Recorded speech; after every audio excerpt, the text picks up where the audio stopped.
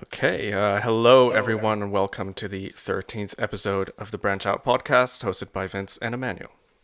Hi, guys. Today we are having two completely new guests on the show. Today is a bit of a family affair, if I could call it that, because here with us in studio is my very own eldest child, my daughter, Leona. Hi, Leona. Hi. And we have hailing all the way from the south of the African continent, my other sister, or our sister, um, Angelina. Hi, Angelina. Hi. Hey. Hello. I'd as is usually the case when we have new guests on, we ask them to give a short introduction about themselves. Basically, who are you? What do you do? What are some of the interesting things that you find interesting? Leona, let's start with you. Hi. I'm Leona Spring Boater, and I'm finishing school. Mm-hmm. And Do you have any hobbies? Any things you like to do? yes, I like drawing, painting. And Angelina? Yes, I'm Angie Boder, and I've been living in South Africa, Johannesburg, since the past 6 years, as in part-time EA in a property business. Estate agent, in case anyone needs to decipher that. Well, more like EA, so executive assistant. Oh. Yeah. A. Exactly. Wondering what the A, what Not the E was. agent. Yeah. Egg assistant. The E assistant. So you. Yep. Yeah.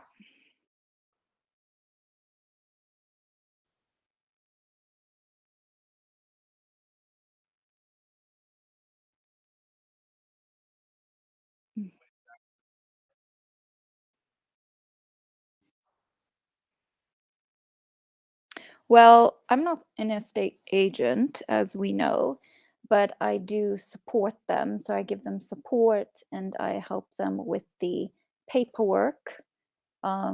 Each company and each business does it differently. But with us, the agents actually are very hand on. They must do a lot of the paperwork themselves, contracts and everything. But we also get quite a few new ones that are new to the industry, so they have to be trained and mentored. So, yeah, we have to give them that training. And basically, in the beginning, they get a lot of support with that because quite a few come without hardly any knowledge of what to do. So, yeah, I have to help them through that and send them the paperwork and the steps. And I also do a lot of the communications between the clients and the company as well. And yeah. I thought the And agent usually did that, the communication side. At least whenever I worked with, well, whenever I dealt with anything real estate-y, I always dealt with the agents. But basically, we were hearing from our real estate person in South Africa that essentially real estate is mafia. So I guess we covered that. Yeah, we don't want to dig into the mafia's business. It's all mafia, you know. The real estate business, just right, mafia. And can't answer that. Right. Yeah. If she knew, she'd be dead. Okay. Okay. So I have a question. We're here for one reason, to talk about things that you two can explain. No. Why, Ange, why are you interested in the paranormal? Or are you even?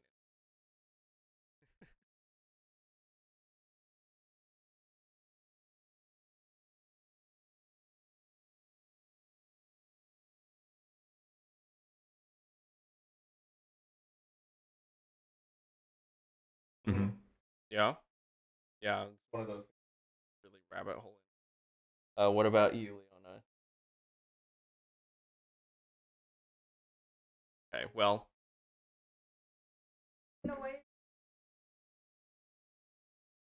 Hmm. That's interesting that you would call that the paranormal. A lot of people they would call that religion or whatever, but I guess the paranormal is also an explanation. What happens to you after you pass? Yeah. I thought about this before coming here to do this show, and I would have liked to start it off. I'm just wondering if Ray, if you're still listening or watching, can you give a +1 that that it's working? Thank you. And yeah, I would have liked to kind of, before we rabbit hole into such a kind of a crazy and, like you said, it's a topic you can go into all sorts of directions on. Yeah. I wanted to go through just a short list of like 5 items. Before we get into sort of the crazy bit about this topic. So first, a bit of the analytical side that I'm going to bring today. And hopefully that's done in about 20-30 minutes. And then we can go deep dive into all the crazy nonsense that. All right, everyone come back in 30 minutes. All right. So the first thing that I would like to do is find a way to define what we're actually talking about today. Okay, so we got this word paranormal. So it's obviously a what do you call a word that's 2 words? Is that a conjunctive? Compound? Okay. A compound word. So we got para and normal. I don't actually know what para means, as in parachute, paraglider. Like alternate? Okay. Like, but like paragraph. I mean, we can find it out. Well, here's the thing, right? When you're talking about complex issues, it helps to first define what exactly you're talking about. So the word paranormal, before we just assume that we all know what it means, well, maybe we should find that out. All right, so the prefix of para means kind of beside, alongside of. Okay. So alternative, I guess. Alternative normal. Maybe like kind of describing the spirit world as a different normal. Okay, but you use the word life. Yeah. Rule set alongside the ones that we have. You use spirit world. That's already like. Yeah, well, that's what pretty much all the paranormal is. Well, sorry, Ange, what were you gonna say? It also says one of the definitions as alongside of. Yeah. So something that's like parallel, kind of. Parallel. Yeah, like a parallel. Yeah. But I think it is interesting that you want to define exactly what we're talking about here, right? Yeah. Okay. And the second word, maybe you can look this one up, is supernatural. Because I think those two are sort of used in each other's places a lot. I'm going to find the series. Supernatural definition.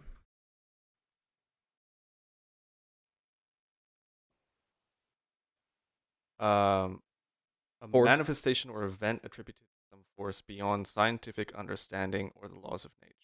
So, right. Again, you could almost say it's like paranatural. Beyond, the word there, beyond, similar to beside or in parallel to. Yeah, this one is, I guess, is when they use the word beyond, it's kind of more than just alongside. Mm-hmm. It's like in addition to, on top of. Yeah. Okay. But so, I would lump those two together. Like if I was talking about paranormal, I would also include natural, vice versa. Yeah. I just think that a lot of people who come from a religious angle, they tend to use the word supernatural whereas paranormal to them is not is not as frequently used. So, but I do think that both of them basically speak to the basic same thing. So paranormal being something which occurs. See, that's the thing. I would have said that a paranormal event is something that happens outside what we conceive of as being normal. Right. So if that's parallel or beyond or beside, then okay. But that's what I would have put it as.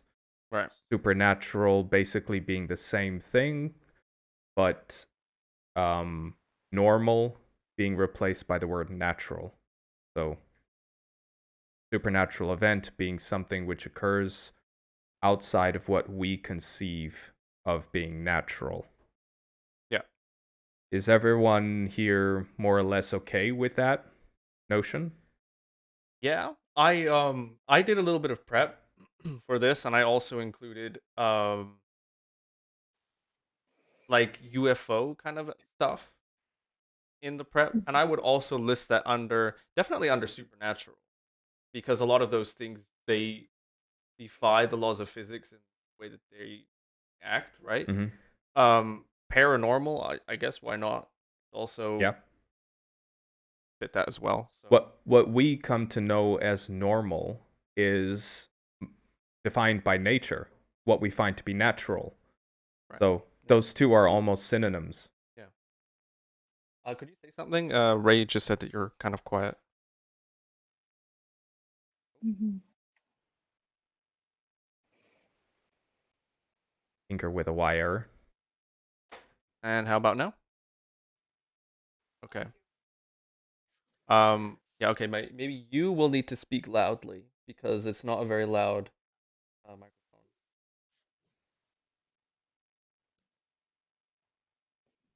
All right. Okay. Angelina, do you find that acceptable? That kind of way of thinking about these words? Yes, I suppose it is acceptable. Okay, cool. It's acceptable. Do you accept it?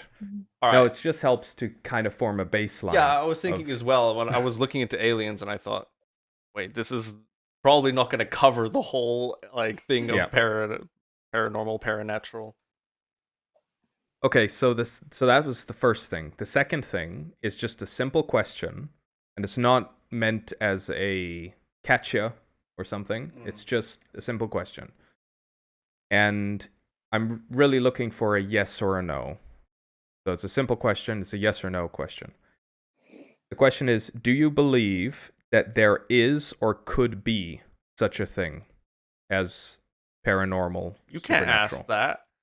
Why? You have to, that's a compound question right there. Why? Because if you answer yes, it could be for either one. Like, I wouldn't answer just a blank yes to that. I would answer yes to one of those. Yeah, to one of them. So, yeah. Do you believe that there is or could be? I would say yes. To both? Yeah. Oh, you think that there is? Mm-hmm. Okay. There you go. Which one? That there is, or just that there could be? Okay, but you're not saying that there definitely is. Mm-hmm. Not sure. Okay, that's Which is fine. Like, I don't think it's easy to be sure about something like that. Of course. Angelina, what do you think? Is or could be? I will say that I think there is, but that's based on personal experience. It's Yeah. But it's just a baseline. We're just trying to collect a baseline of where we all sort of stand. So you would say it's is. Yeah. Okay. Vin? What was Vincent's answer? I don't believe in the supernatural, but I wouldn't say there couldn't be one. Or paranormal. Okay. So you believe there could be? I'm agnostic about it. Yeah, Okay. sure. I mean, you cannot care about something, but you can still say it could be.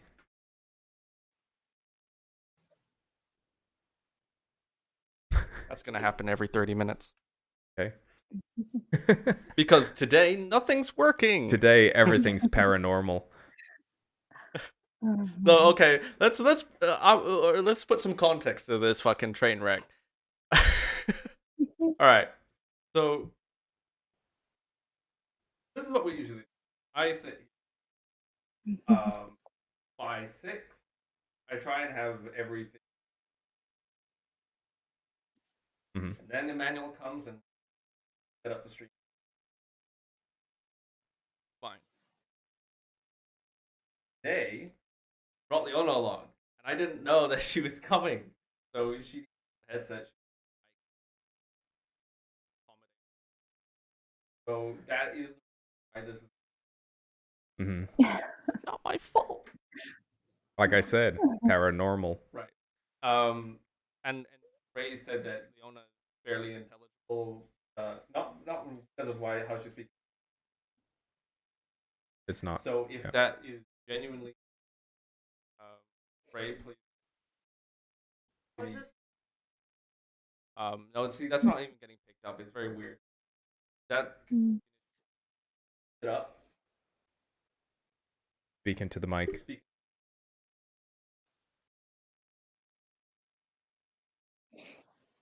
Okay. Okay, you asked. Yeah, I don't Is or believe could in be. it. I could if there were some evidence. But the question is, do you think there could be? Sure. Okay. So we have 2 could be's, and we have 2 is's. Well done. See, I wasn't planning It's that. an even fight now. No, it's just interesting. Yeah. Okay, the third question is, I guess, more for Angelina and myself, and that is, would you bet your life on there being such a thing?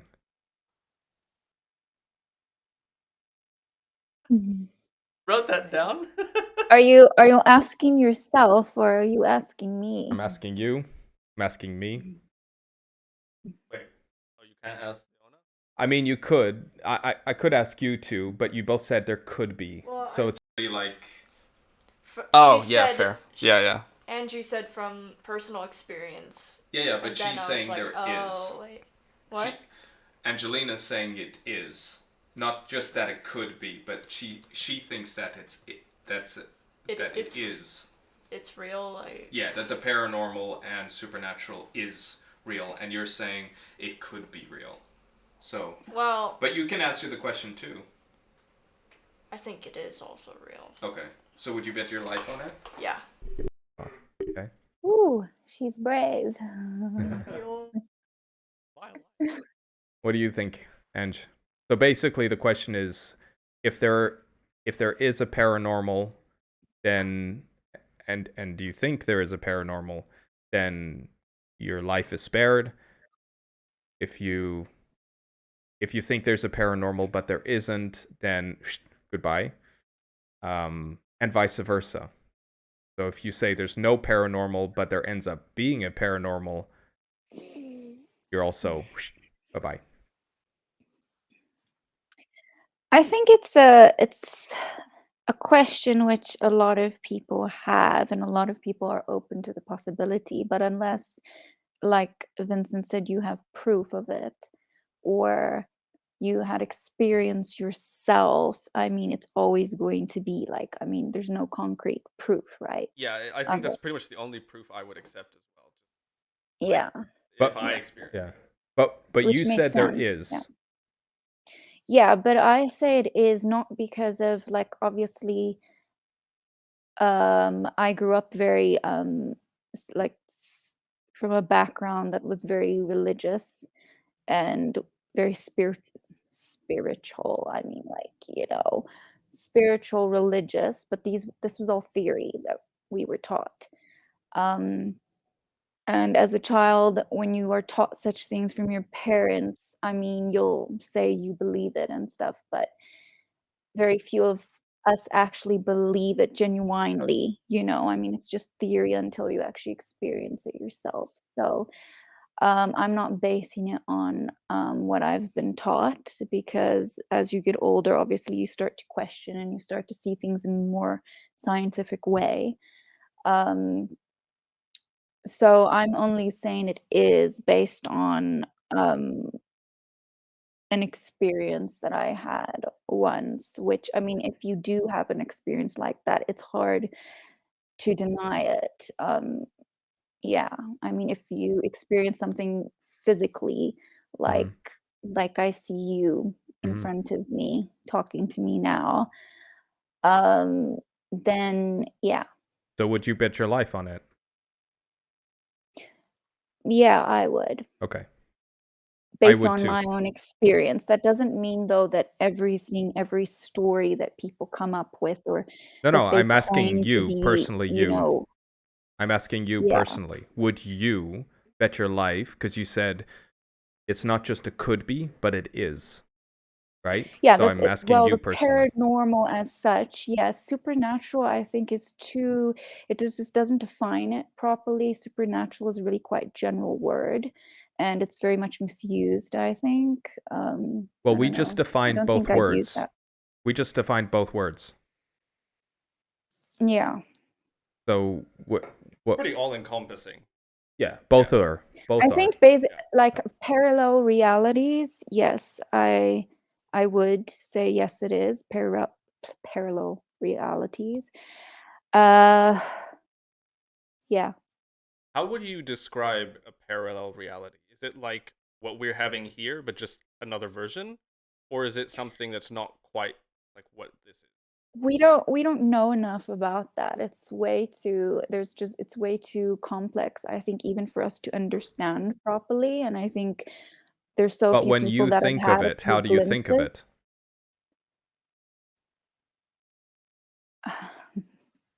it? Like Vincent just asked, is it like, are you thinking about essentially like a multiverse, like parallel universes? So here we have us doing what we're doing here, and Yeah. there's another universe where we are also existing, but we're completely different people doing different things, for example. Is that how Yeah, you so think about parallel paranormal? Yeah, so well, a parallel universe or a parallel reality is basically like, yeah, it can be another one that's happening at the same time as yours is. Just, we're in this reality, we can't see that. Or it can even be a reality that is around us, and it's a different parallel universe. We just can't see it. So that is a possibility.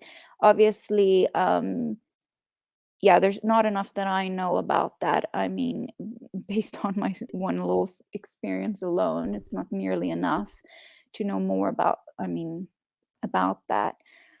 Um, yeah, but I definitely do think it is something that is there and that very few people in rare instances experience. But Um, yeah. All right.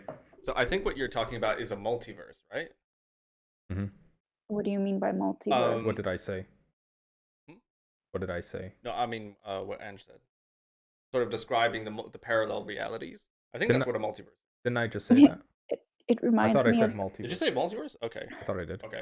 it That was reminds in me of another universe. I metaverse. said it. Ray just commented 100% there is a multiverse. There has to Yeah. be. So it's a hypothetical. But typically when people use the word paranormal, they're not talking about a multiverse. No, I wouldn't say they are. Yeah. They're talking about stuff like ghosts and So are we excluding this then from? No, I was trying to ask, like you were asking Angelina what she thinks of as the paranormal. And I Yeah. was trying to like explain what you meant kind of by, parallel universe or parallel realities versus I think what most people mean when they talk about the supernatural or the paranormal is sort of things happening in this reality, Right. right? In this dimension, in the dimensions we can comprehend. Well, Yeah. That's the only way that we that we interface into these things that we then call paranormal or supernatural, right? So they have to be, to some extent, occurring in the reality that we can interact with. Yeah. So that, I think, is completely different from saying, yeah, there are parallel universes and so on. Yeah. Okay. The fourth point I wanted to bring up was the difference between evidence and proof. Because I think that's, again, two words that are constantly, used interchangeably, and it's very helpful to know the difference, and it's very simple. Not all evidence is proof, but all proof requires evidence. Yep. You understand? Right. So, the last point I wanted to bring up was touching on that, is the question: what is your strongest piece of evidence for such a thing? Well, Like an experience. It could be a personal experience. It could be just I'm not going to define it for you. If you think you have a piece of evidence that you think is profoundly suited to, backing up the idea of there being a paranormal or supernatural, then have at it. Yeah. If you want to say it, you don't have to, but you could also just say, yes, I have a piece of evidence, but it's personal, and I'd rather keep it personal. That's fine too. Yeah. Do you have one, Leona? Evidence. And you over yourself. Or proof, right? Proof was the question. Evidence, okay. Do you have any evidence? This is the thing. I think everyone has anecdotal evidence of paranormal. That's because fine. of That's fine. Things that happen that you can't explain, right? But, yeah. Well, I don't. Oh, really? So they're like weird coincidence.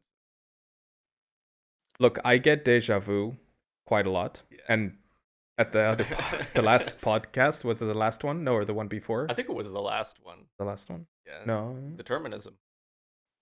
Yeah. No, it was Are you the one deja with vu again? the one with when we were doing the railroad thing with Loris.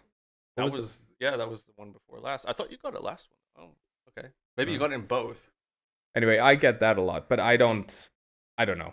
That's not really what I would say is profound evidence for the paranormal or supernatural, but that's... Would seeing something be evidence? It could be. I think so, yeah. If you see something, well, I've never seen anything. So I think you see me? I've never seen anything that I would describe as supernatural with my own eyes. Okay. Geo McPree I can't say her name. Rani. Is it Ms. Rani? Ms. Rani, thank you. He says the multiverse is a completely unfounded hypothesis as an alternative to the Copenhagen interpretation of quantum physics. I'm not familiar with that. But that's just your opinion, George. His name's not George. It is. Gilmick. He's got many names. He's a man of many names. Hi, Michael. We're gonna call you Ms. Rani. What about you, Angelina? Oh, well, firstly, before I answer, I'm just wondering, Emmanuel, you said you've never experienced anything. However, you said you would stake your life on it, and you do believe it is. Mm-hmm. Why is that? Because I think basically, I think that there is. I think it's more than it could be. And that is just basically based on... I don't know what that's based on. That's based on, like, the idea of saying the opposite, which is there is not. And the is not, to me, takes more of a stretch.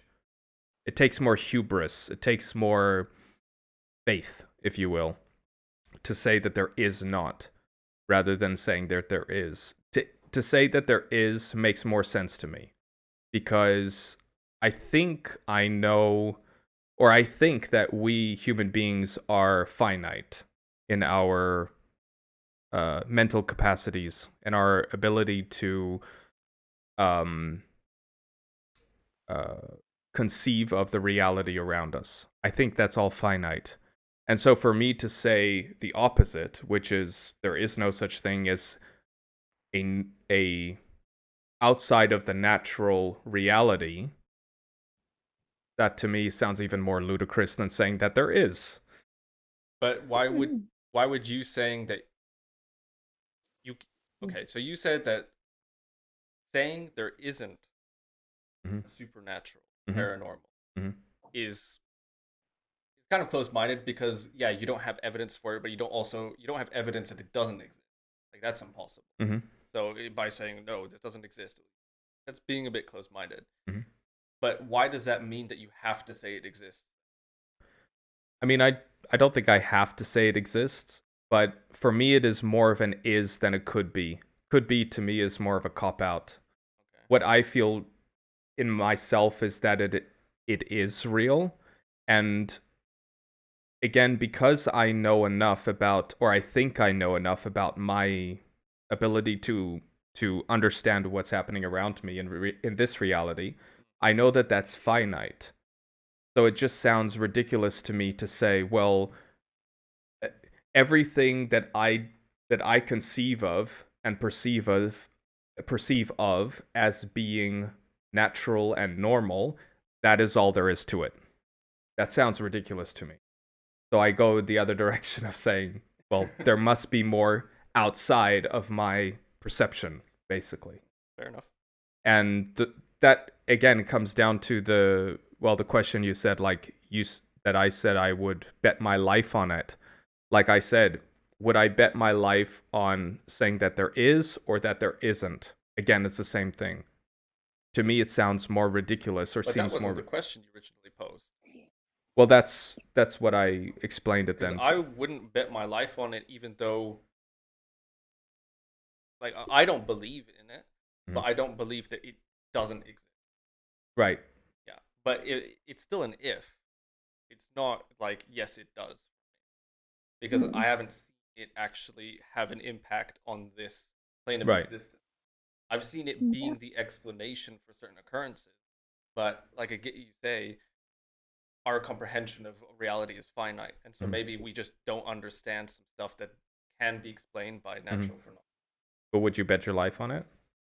Oh, why? Why would I bet my life like on something like that? No, sorry, maybe the question wasn't formulated precise enough. Was it? Would you bet your life on either one? Yeah. Yeah, if I had to, then I would bet that. I mean, all right. Well, if you break it down, if you bet that it doesn't exist, that's the point. Then you're probably a little bit more dangerous because you can have evidence that it does exist and then you die. But if you bet it does exist, no one can prove it doesn't, so you never suffer that consequence. Yeah, but I'm kind of pushing that aside, and I'm just saying, if right now everyone had to be asked the question, you could pick one of two choices. You either go with it is a reality or it isn't. And say I'd probably go with isn't. If that was on the side, I would go with isn't. Okay. Yeah. And in 50 years' time, they develop a technology or something to be able to suss out this stuff for reals. And if whoever said the wrong thing, whoever bet wrongly, you're gone. Well, then I'm gonna hunt you after I'm gone. Are you gonna bet on that? Extremism. Anyway, Angelina, you were gonna tell us. I said it sounds like extremism. Yeah. Angelina, you were gonna tell us if you had any evidence for paranormal or supernatural. Well, I don't have proof. But evidence, personal experience, I'd say, but I don't know if that's fine. Evidence. It's not physical evidence. I mean, anyway. Well, yeah, I do have you don't have to say it if you don't want to. The Yeah, I'm question not is gonna go into basically, details and yeah. such. But since it is quite a personal subject, but Do you yeah, think if I you told have. someone else about it that they would be like, "Ooh, that's evidence for sure"? It's evidence to the person that experiences it. It's not evidence to other people Really? because you have to experience it yourself. Anyone can tell you something, and unless you experience it yourself, I think it's very difficult to. You're never gonna fully believe it. I I don't think think. it can be evidence for people because a Yeah. lot of evidence is hearsay, right? Yeah. Yeah. Um, It depends if they it's believe just you or not not. proof. If you experience something firsthand, like a ghost comes up and says something, yeah, Yeah, dude. some fucking, then that's proof to you. It's like, oh shit, I saw it. But then you go and you say that to someone, and they'll, if they already kind of believe in it, they'll be like, whoa, that's cool evidence. Hmm. But if you go up to someone like me, I would have believed it if I had experienced it. But if you just tell me, I'll be like, you tripping.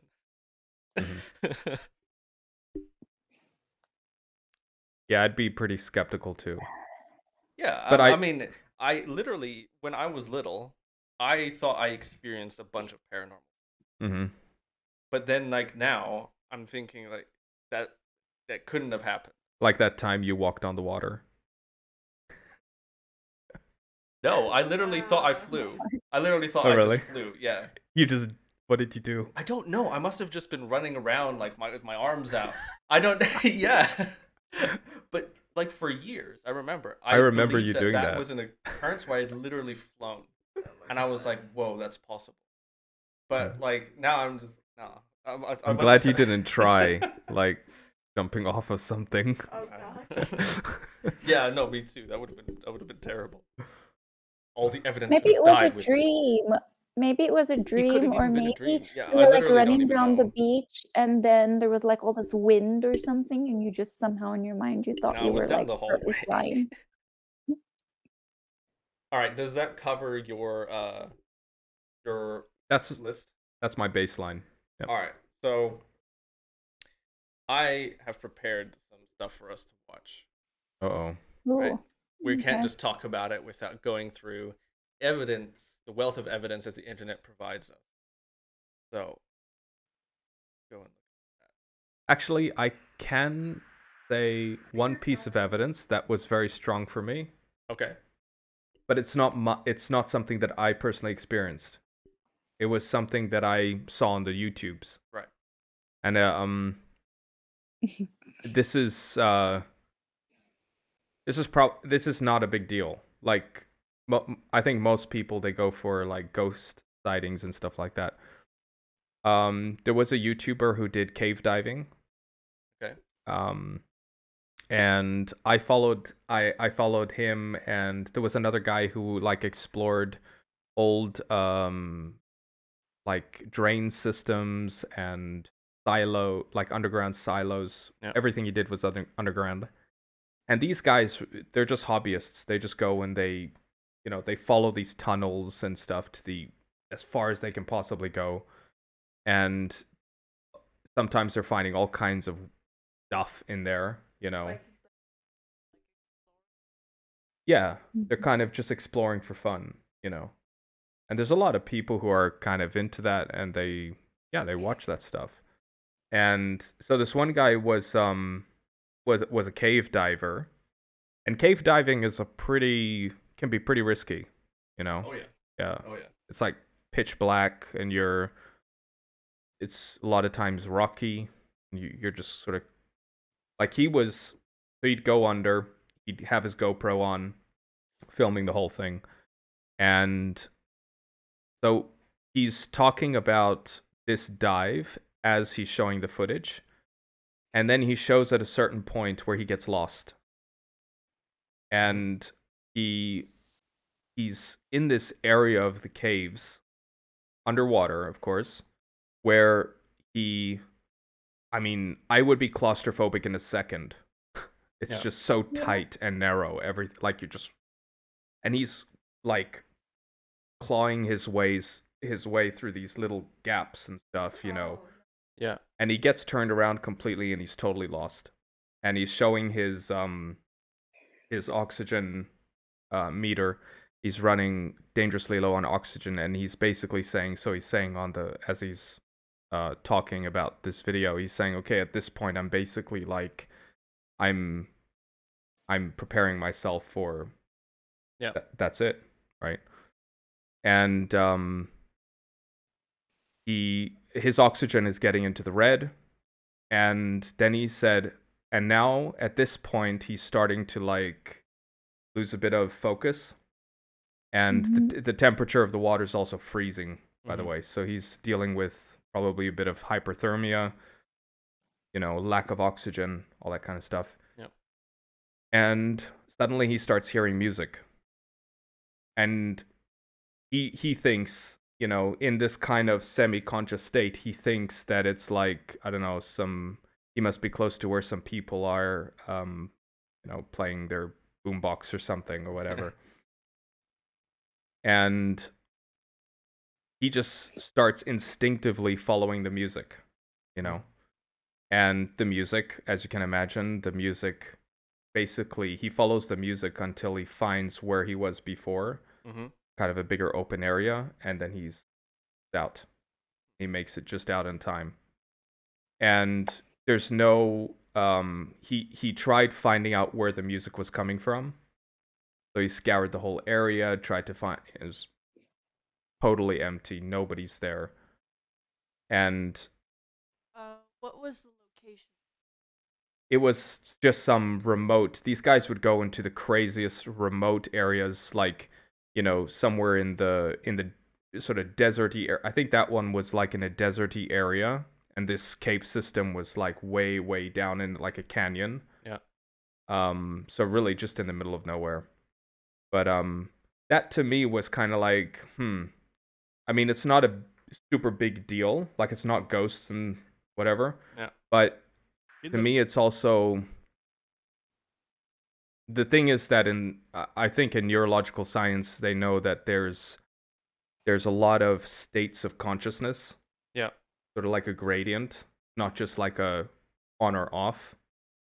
And you can go through these different phases, and all kinds of stuff can happen, and they're still trying to figure out what exactly is going on in all these different phases. Yeah. And it's, I mean, that kind of stuff to me is pretty interesting. Also, like, he got a lot of flack for, like, talking, like, because people in this comment section were giving him flack for, like, oh yeah, you're just making clickbait, unsubscribe by, So it wasn't like he helped his what do you call it? Like, popularity. Did he say what kind of music? I don't remember if he said. It was angelic. It was like I watched that like a couple years ago. I mean, yeah, if you believe that he was speaking genuinely, then yeah, to him that would be absolute proof, or at least tough to deny evidence. Yeah, but of course for everyone else, I mean, if you can go so far as dismissing him for clickbait, even if it's not clickbait and he genuinely believed that, like you said, different states of consciousness, we don't really understand it, but if he was genuinely low on oxygen or hypothermia, who knows how much of what he was processing in his mind was reality, or our or reality, or, like, actually happened.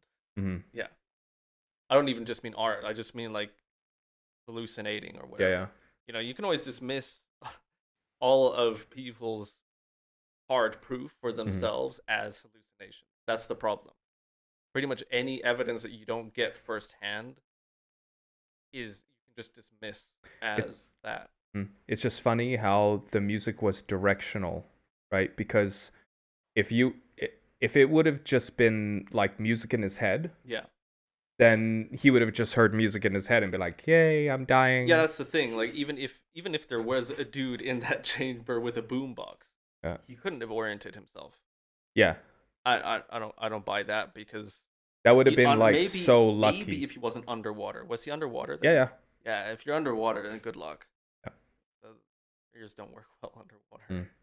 But it was so directional that he followed it, and he had to follow it very quickly. Found out. Yeah, I mean, I think one of the reasons why also a lot of people don't speak about, well, not a lot, though some people don't speak out about even some real experiences that they do have is because you receive a lot of backlash and um, judgment and stuff like that as soon as you speak about such things, generally. So a lot of people prefer not to even speak about it.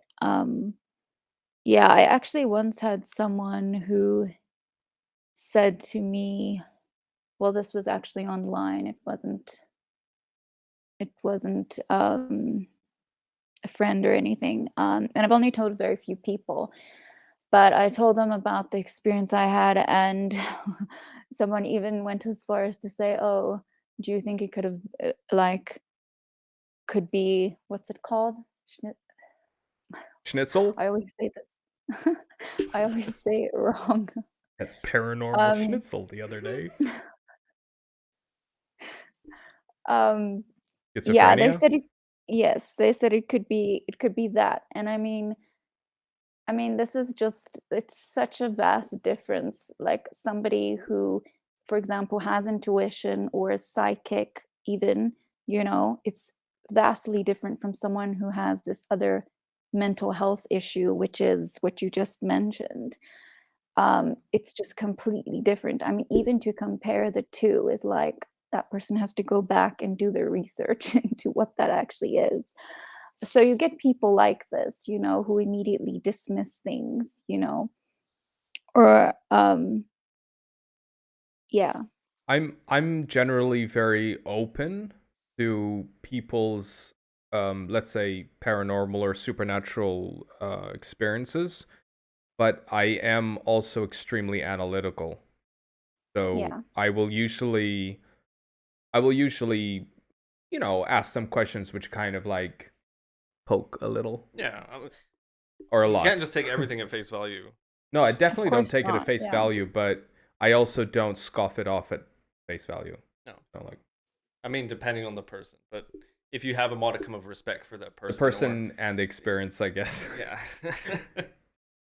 Well, look, you get a lot of, the problem too is that nowadays, especially because we have the whole internet, is that there's just Mm. so much spam and like fake stuff that's Mm-hmm. going around, Yeah. and it's just enormous. I would actually say it's the vast majority actually of what you see. Mm-hmm. I mean, I even went on a couple of groups online just out of curiosity to see what people are doing and saying, and I mean, they just come up with just about anything and everything. Like, I mean, if they see like a little shadow, like on the side of their room, which could be obviously the curtain or like the sun, the moonlight, or it's like, I mean, they'll just make up anything and they'll even take little photos and stuff. But I mean, that's not like, I mean, They're no. looking for it. So if you look for it, you'll find It it. happens that's the all the one thing time though. though. Like people that literally like go out of their way to look for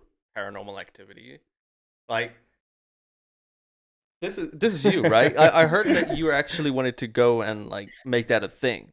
So my question is why? Why would you Ghostbusters. want to go out of your way? Is it because you Because want to believe it, so you have to find the evidence to let you do that? because I have experienced something, and I want to find more evidence to that.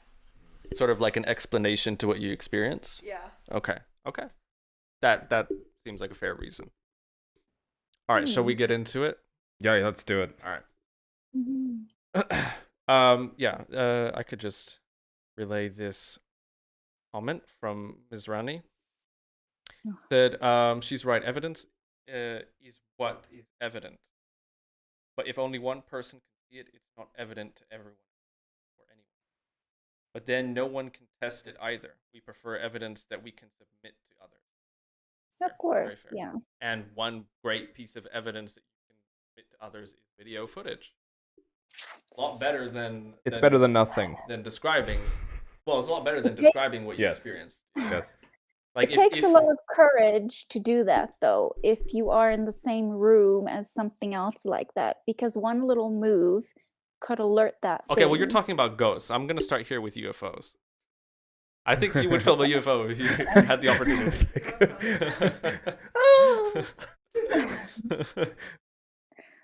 All right, let's do it. Although I was just thinking now, because of that example, that diver, he was actually recording it, right? Yeah, just audio though. He just said wasn't audio. recording I video. mean video, just video. Right. Sorry. Okay, so that is weirdly convenient. Yeah. That this entity, like if No. he was only recording audio. No, he might have also been recording audio, but it was just the water. Okay, but then you would have definitely heard it in the audio or in the recording. If it Not was loud and clear necessarily. enough to guide you in a direction. For him to hear it. So you mean if it was like a boombox or something? Yeah, exactly. Yeah. So if we were to say that actually did happen, but he didn't listen. Genuinely heard it. It must have just been in his head.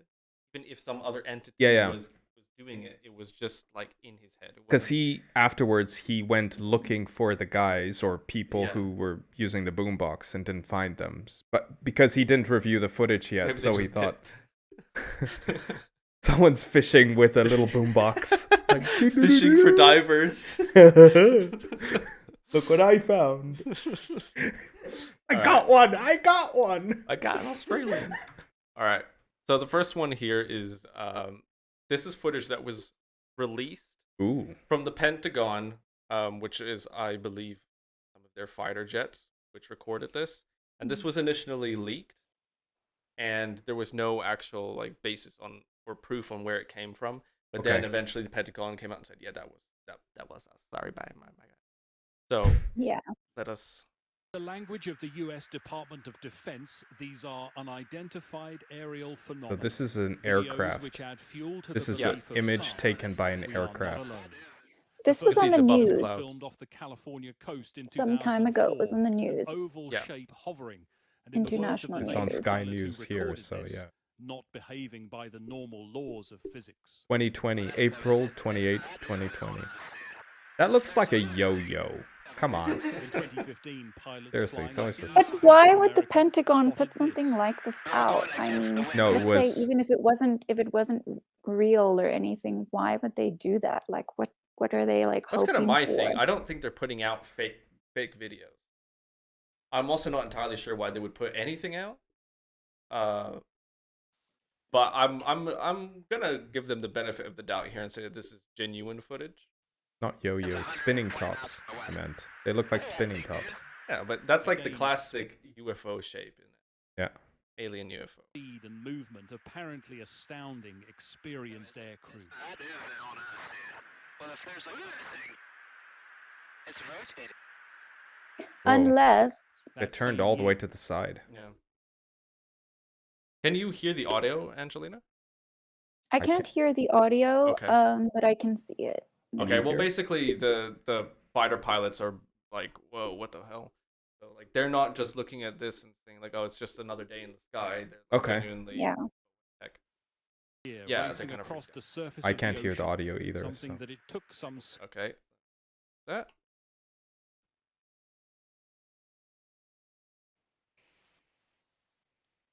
skill to capture. That's hilarious. They're trying to. They're over the ocean here, and they're trying to track. Like they have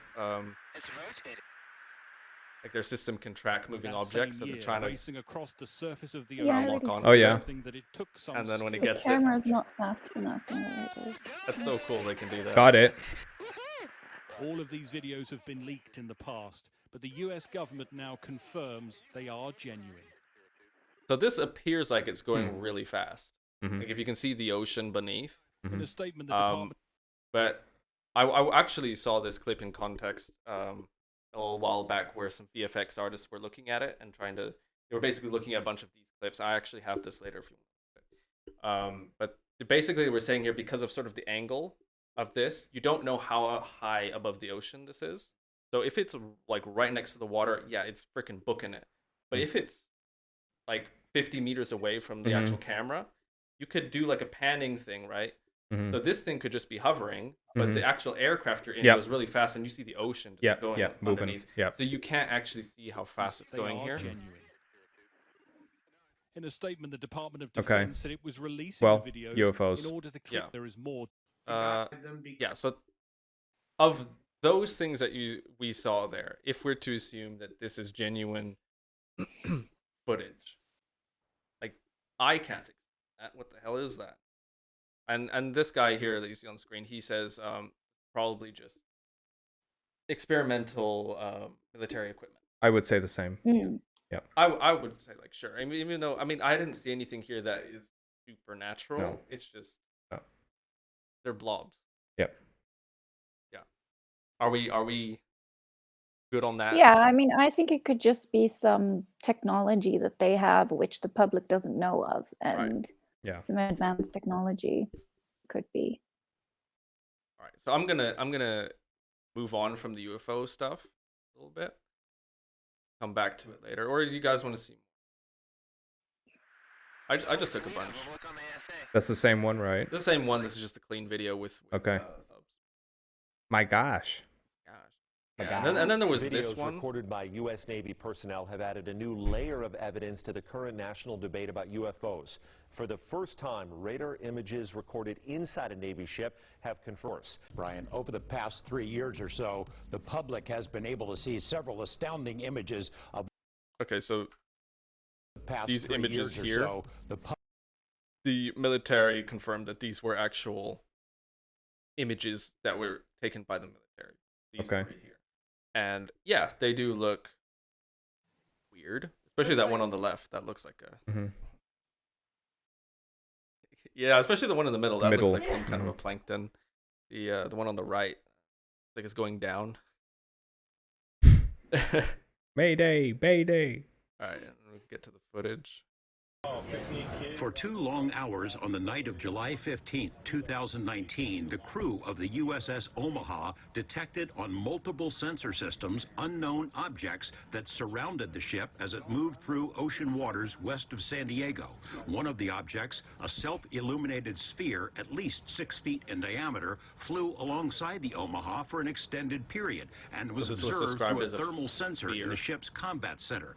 Filmmaker Jeremy Corbell released the Navy video weeks ago and says similar events were reported by 8 other Navy ships in the same area over 3 days. Yeah, so apparently they saw 8 others of these on radar and also corroborated by not 8 of these, but 8 of their ships were corroborating this finding with their radar, that there was indeed this thing. And then at some point it literally dips into the water. Kerplush. To me, it looks like it just vanishes. Events were reported by 8 other Navy ships in the same area. That doesn't look like it went down or moved. It just kind of blinked out. It blinked. Yeah. So I guess they thought it went under the water because they also lost radar on it. Is the footage being taken by a plane or is it? I think it's by a ship. Oh, okay. Yeah. Numerous warships that are having similar. I mean, I would again just say that that's appears to be coordinated interaction. The so-called. Sorry. I would say again that that's just probably experimental technology. That one to me is a little bit more vague because it's just there and then it just is gone. Yeah. It is weird that a bunch of ships saw it, but Called Tic Tac incident and the gimbal. I mean, the Pentagon obviously has their own secrets and things, so even though that with our understanding of physics, having something hovering there with that shape, it seems like it would be very impractical to construct something of that shape that would need to hover. Yeah, I don't know. How do you make a sphere hover? I don't know. Unless they have some crazy advanced technology. Yeah. The most the I saw years ago I saw a piece of footage from someone who had, so the story was that this guy essentially fled from a facility, an underground facility in the United States.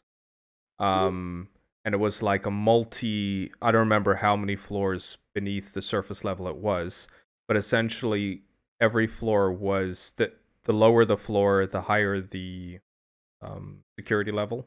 Yeah. And he was at a security level where aliens were being kept and interrogated. Okay. And he when he fled with documents and also with footage. Was this in Area 51? It may have been. I think I heard about that, yeah. I think I've seen the video. I think I saw something like that. Okay. So he had, like, he's doing this interview and he's got his face, of course, blacked out, and Oh yeah, I saw that. And a couple times with the interviewer, it was one of the TV stations or so who was interviewing him. A couple times he said, "Look, if you keep doing this, I'm leaving." Like he was obviously very stressed about doing the interview. And then he obviously had given them this footage, and they were showing the footage of this alien being interrogated. And it was sort of like happening telepathically. They had a way to communicate with this alien telepathically. And so as the video's playing, he's explaining what's happening with the alien. And at one point, the alien becomes like extremely Irritated? No, just very tired, and he basically just is like falling over, and then the medical team rushes in and tries to like revive him or something. But that was a pretty full-on piece of, you could say, evidence that I saw of, not just because this kind of stuff I would say, okay, yeah, I'm sure the Russians and the Chinese and the Americans are all, full on trying to develop these new technologies. But an alien, of course, it's very difficult for him to prove that he even was there. Absolutely. In the first place. But this footage was pretty, like, it would have taken a decent amount of, I don't know, like, setup and stuff to make that footage. Was it low effort? No. Okay. I don't know. I'm not a movie producer. We can pull it up here if you want. Well, nah.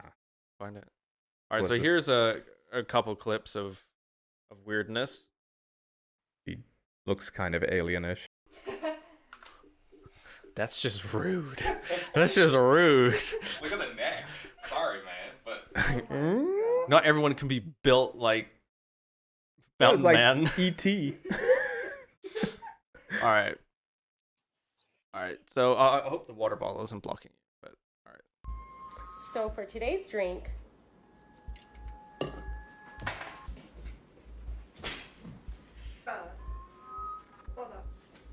what is she doing? So if you look at the curtain behind her, that moves in a really weird way, and I guess in her webcam she saw it move. Okay. And so she thought it was a person. She did her best to attack whoever it was. So for today's drink, which that would scare the shit out of me if I saw that in my webcam, because it doesn't look like wind. No, it's something's poking at it. It does, yeah. Although, kind of funny. Why would she go straight for it, though? I mean, I guess it's fight or flight, and she chose fight. She thinks that someone's behind it. Basically. Because she's an alien. And play what she actually does with the curtain. She like whacks it, doesn't she? But it doesn't look like a very effective punch, but I guess for it's today's drink. See, she actually punches it. She does a decent job of trying to punch it. But I want to focus attention on how the curtain moves. Yep. So first it's getting poked on the top, and then it goes down. Down. Like all the way to the floor. So for today's drink. And down. Yep.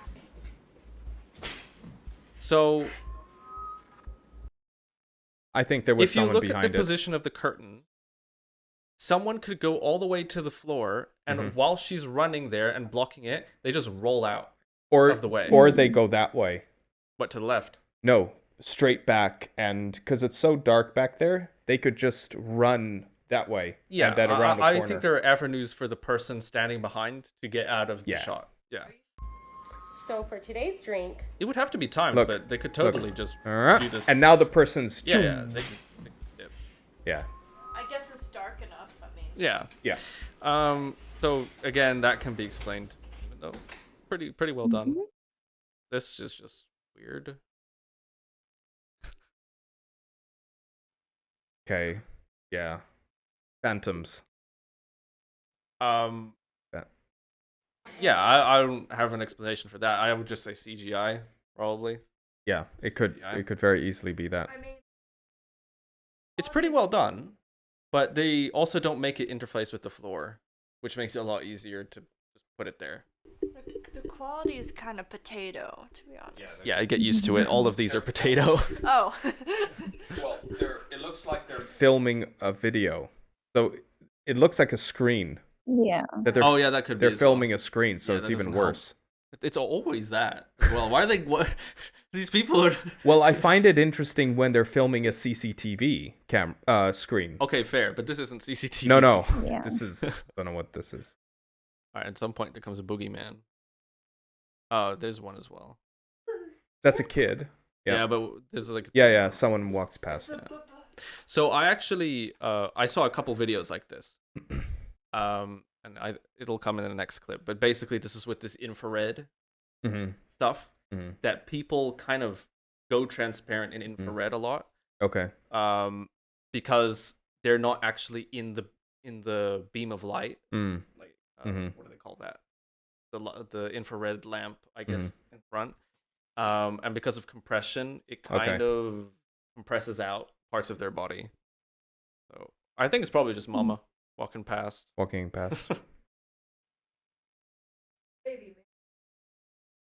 It's also very low shutter speed, which will kind of like do that.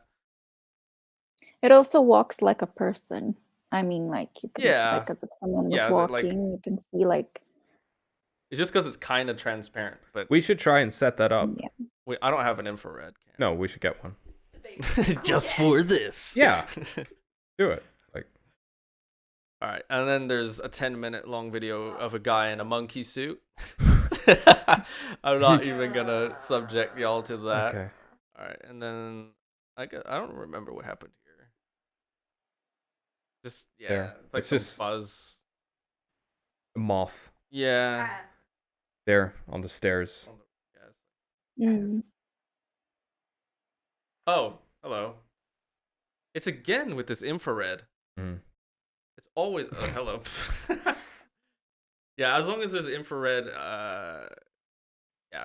Yeah. that's supernatural. All right. Ghost? I thought. Oh, that's the one that I. Oh no, that's the debunk video. Yeah. This is 15 minutes. You guys want to watch this? A bit long. It's a bit long. Look in mine.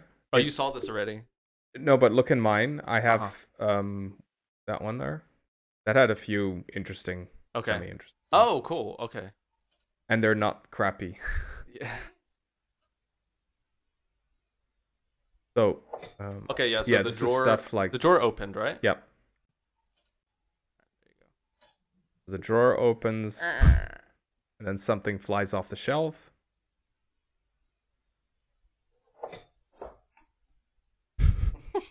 Flies. It looks like it fell. Like it falls off the shelf. They have an alt angle. No, these are different. This is a compilation, so like Really? different. Yeah. Oh. Oh.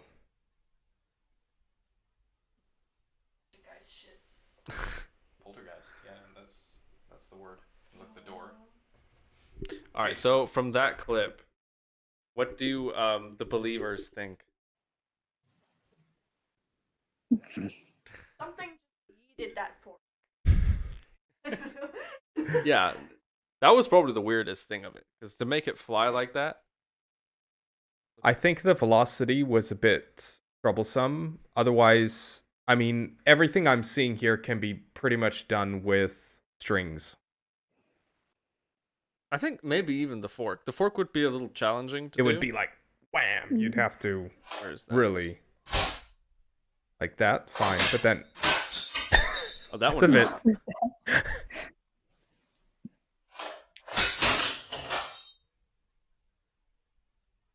If it's fake, I mean, I think it's fake, but it's pretty well done. And then the door can be done as well with a wire. Yeah, that's the easiest. Okay, this is they're filming a CCTV. Yeah. Like if I looked at CCTV and I saw that, listen, I would be like, yeah, listen to the guy. This might be a coworker literally just yeah, trolling. he's watching and listen to his like he.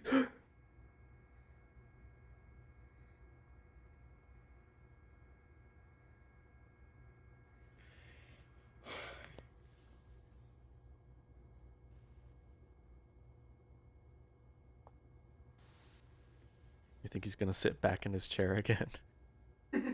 Look, a bit more. Yeah. And this is that infrared effect again. Yeah. But this one seems to go through the car, which is a bit. All right, so, Ange, I want you to look at this one, and you tell me what you see here. Very good. It's gonna do it slowly again. Wait.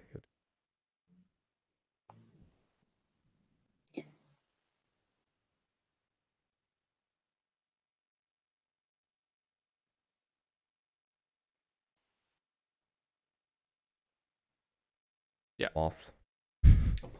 Yeah, however, I mean, moths. you can still do that with effects, can't you? Or you have the That would be person very going through easy. first, and then you have the car thereafter, and you kind of like put it together. Yeah. I mean, you never know. Looking at What's Wolf saying? Wait, Wolf said you could see the wire on the plant. Was that in this the video? first, yeah, the first one. That's on that's the plant. That you can see the wire on it or the string. Ready? I couldn't see it. I can't see. Oh, was he talking about the one on the right? That white. Oh, that. No, that's I don't think. telephone I think it's wire. like from a lamp, right? That's like I think that's a telephone. Yeah, but it does move. It's like an though. electronic thing. Good eyes, though. The second one. Nah, man, you. That's an That's a electric wire. An electric plant. I would say, yeah. I mean, look, if it is a CCTV camera. CCTV. That's also the thing with these. All of them, yeah. they try and make it look like it's CCTV or something, because then they can get away with making it look potato. Yeah, so it Doesn't would look be. potato. I don't know. All right. Well, I have no problem with this just being a bug that flew by or something. It's again, yeah, with this infrared stuff. Well, it doesn't look like a bug, but I don't think it's a bug. That's a head. You're seeing what you want to see. So some VFX artists looked at this. Some VFX artists looked at this and they tried to basically look at a bunch of these clips and debunk them. And what they thought they saw here was that someone like kicked one of these poles and dust was falling from the roof. Aha. And because if you see in the middle pole on the right of the car, there seems to also be something falling there, right there. Which is kind of but to me it doesn't look like it. The stuff on the right doesn't look like it's going down. It looks like it's really going this way. It's very straight, but there was a wind. There could have been a breeze. Could have been a breeze. It's still, there's no turbulence involved here. But like I would not look at this as evidence. No, it's also these red things. Honestly, it's very weird. I keep going. There's Oh, this one is stupid. Yeah. These guys are just driving by a spooky house. Yep. Yada yada yada. Very spooky. Shining a light in. Did you see And the then- image though? Well, there's a person here. Yeah. There's a person in the window. It's like, oh shit, it's a ghost. Creepy ass house. Holy. And it moves like it turns away. Go, go, go, go, go. Okay, so there's a moving picture on the wall. String. You don't see the wire here, but you could definitely do that with a wire. Very easily. Okay, this is typically infrared. Yeah, now you can see the problem But- with infrared. Look I where mean, it's you can actually see the way the person walks. Yeah. look where The it's issue gonna comes be. right here. it there. walks Bye. properly like a person. So Yeah, but I they don't know. disappear. Kind of. Yeah, but why can't a ghost also walk properly like a person? Like, is that a no-go in your paranormal book of rules? What about? Well, is it No, I mean, no, I don't know, but from what I've Why would a seen- ghost only float or like glide? No, they don't float or They look like a fly. bit They Um, can do whatever they want. But They it can walk. says driveway 1, and it's like a security camera. Yeah, it looks like an infrared security camera, but it's low shutter speed and Then it's infrared. So why would a it's very kid be easy walking to on the explain. street? Yeah, that. It's Why on the would- sidewalk. Well, on the thing. why not? Because it's late and dangerous. There are people walking around on like at 5 a.m. everywhere. Well, a kid though. How do you know it's a kid? It could be a midget. It looks like he's holding a ball or something. Is this your argument for that it's not real, I don't or know. that it's a ghost? I mean, Because that's a very irresponsible ghost being out this late. Dangerous, you know? I think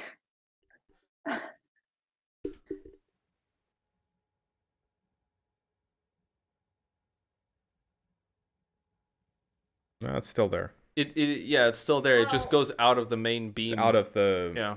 scope of vision. Mhm. Oh, don't shut up. No. All right, go on. I haven't There. seen this one. But that's dumb. I mean, that just looks like someone with a sheet on their head. wait, Seriously. wait. Or like in a onesie. Looks like someone with a onesie on. yeah, it looks like if they were like edited in. It just clicks. Or just in. it just could be someone in a onesie, Yeah. like in the shadow. Yeah, they're just moseying in the Sleepwalking. shadows. There, the light turns on. Ooh. Where's the light switch? That I it? don't think anything happens here. I can just walk over there and do Yeah. the same thing. Oh my god, it's real. Oh, there's something going in from the terrace. But again, Okay, so maybe for the homeowner, they're like, "What the fuck is that?" Because yeah, they didn't recognize it. For us, it's grandma. they didn't recognize it was a moth. It looks like it's wearing a skirt. That's my explanation for everything. Moths. Did you see Again, that? like Yeah. what? Although this, Because look. this is not infrared. Okay. Yeah, because How do you? It's true. There's some color. infrared doesn't have color. But look how half of his body disappears first. So funny. Like his Yeah. lower half. Look. Yeah. It's just his Yeah, hand. yeah. It's like And so I think this was again Yeah. analyzed by those VFX guys, and they thought that this was the codec being very aggressive with compression. Okay. So all of the area that goes invisible, Mhm. basically the codec thinks that there's not enough movement to update Yep. the picture there. Ignores it. Yeah. It's Yeah. giant. That's fair. Oh, he done disappeared. Maybe it's like a giant green box or something. Hmm. And he edited it. So it's just Got again away. another foggy mist. Yet again. Yep. This has been very eye-opening to me. The fact that infrared is very weird. Mm-hmm. Didn't know it. Maybe. Angelina, any of these videos, did they seem to you like they were like legit paranormal activity? No, I wouldn't say. I think they can be too easily explained away. I think it's, yeah, I don't think so. Have you seen videos that you think are more substantial? No, I mean, there's just so much fake stuff out there. I don't really bother to even look at that stuff. Uh, there was, however, quite a while ago, some years ago, well, actually, no, only maybe like a couple years ago, there was, I think it was in South Africa, actually. It was a single mother, and I don't know if you guys heard of that one. And you know Yes. how they have this sleeping app that you have on iPhone. There's a Like like a records sleep when app. sound when it registers sound. Yeah, so it records you when you're sleeping, so that and then in the morning, it tells you how many hours you got that were deep sleep or Mhm. lighter sleep, and so you can keep track of that. And so she had this app on her phone, and she had her little girl sleeping in the bed with her, little baby or something. And she has this thing on, and it records all your sounds. And then it did go viral, that little video. And basically, there's a male voice in the middle of the night, past 12, that is a very sinister voice, and it's speaking like there's silence, and then like the baby wakes up at first, and it's before the voice comes on. The baby wakes up, and it's like fussing a bit, and then this male voice comes in that's very like husky and sinister, though, like not a nice voice, and it says something to the little baby, and it's like trying to communicate with the baby or something. What did it say? And it happens like I think twice in the night or something, but it's an ugly voice. It's not a nice voice at All of our all. husky And it's voiced very distinctly viewers just male. left. So, and she was the only one in the room. So of course she only saw this in the morning. When you go back at it on and you look at the history. Yeah, so I mean, I don't know. I mean, obviously people can record stuff and all of that, but Was I this a do know recording that someone kind who of has, circulated? yeah, Okay. yeah, and she didn't know what it was, but she just thought it was strange. And I think it happened on 2 different nights. Do you So believe that seemed that quite recording? legit. Look, it didn't look like she was really scared about it, and she didn't understand who it could have been. That She did wasn't seem quite scared? legit. No, she was. Okay. Yeah, looking back on the That's recording. probably a But moth. of course, you can always, Heard. Those- Have you I heard don't a know if moth that's not talk? factual evidence or Wolf anything. says plot twist But it was her dad. yeah, but Yeah, look, this there was are sinister. possibilities. So Yeah. I mean, sure, like, maybe that legit happened, and if I had that app and heard that, I'd be like, what the fuck? I'd I probably don't think I'd want to leave a probably put recording some on infrared or cameras. something Probably of shit the your night. pants. And Yeah, but then I put up wouldn't infrared immediately cameras. jump to paranormal. I would jump to fuck, I must have left the window Radio open. on. That. But yeah. I know with those Well, imagine if you were sleeping and Mm. you had your little child sleeping with you in the bed, and you recorded that, and the next morning you heard that. I think it would be concerning. I would think I have a demon baby.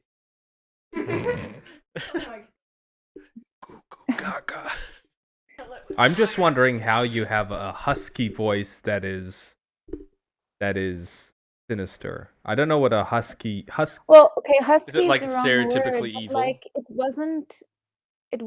I don't know how to say it, but it didn't Sinister sound like voices to me are always high pitched and like irritating, like no. not like just kind of like a BT voice. Yeah, there you go. It was a manual. Yeah, I personally have not seen any recordings. I'm like, ooh, that's usually hear them. Oh, you mean I don't the usually recording? believe this Yeah, stuff I think because a an lot of audio it's recording fake, would be even but worse because you could just have a dude with some extra time who knows how to use an audio program go right, Mm. and then there you go. of course, it's not I know with evidence those with with people those baby around, but monitors, they had. I mean, we used them with our kids, and they're pretty funky things. Mm-hmm. Like we picked up all kinds of weird shit with those things. No, like Like other what? radio signals and stuff. We picked oh up yeah. a neighbor, like our neighbors talking. You know, we actually did this as Did you put it well. on their balcony and No, just no, no, no, like... no. It was totally by accident. We were like, where's that radio noise coming from? Mm. Like, who left the TV on? And we were like, looking, and then we're like, wait a minute, it's coming from the baby monitor, and we thought, you know, something was on. And there we go, and there's nothing going on. And then we were listening to it, and we're like, wait a minute, this sounds like actual people talking about stuff. Like, Did you get what they were talking about? it was just like, if I remember correctly, it was something about food, and then it went silent for a while, and then there was someone calling someone asking where something was, and it was just totally like, yeah, just basically listening to. Was the neighbors in my room? No, they weren't in I your hope room. not. No, they were next door. But we, after I found out that those things can pick up all kinds of, like radio interference or radio signals, I started playing around with them a bit, and I was like picking up all kinds of in and out like radio signals and chatter and stuff like that. It was pretty funny. Anyway. Yeah, we have a home pod, so we also What is that? we have a home pod. You know, Apple has this product. It's like Was it like your Alexa? other yeah, it's like a little thingy.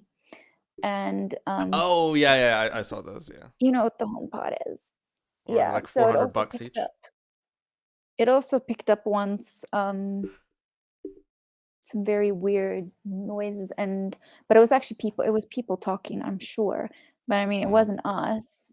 And all of a sudden, it just came on, and you could hear these other people having their discussion on it. It was very strange.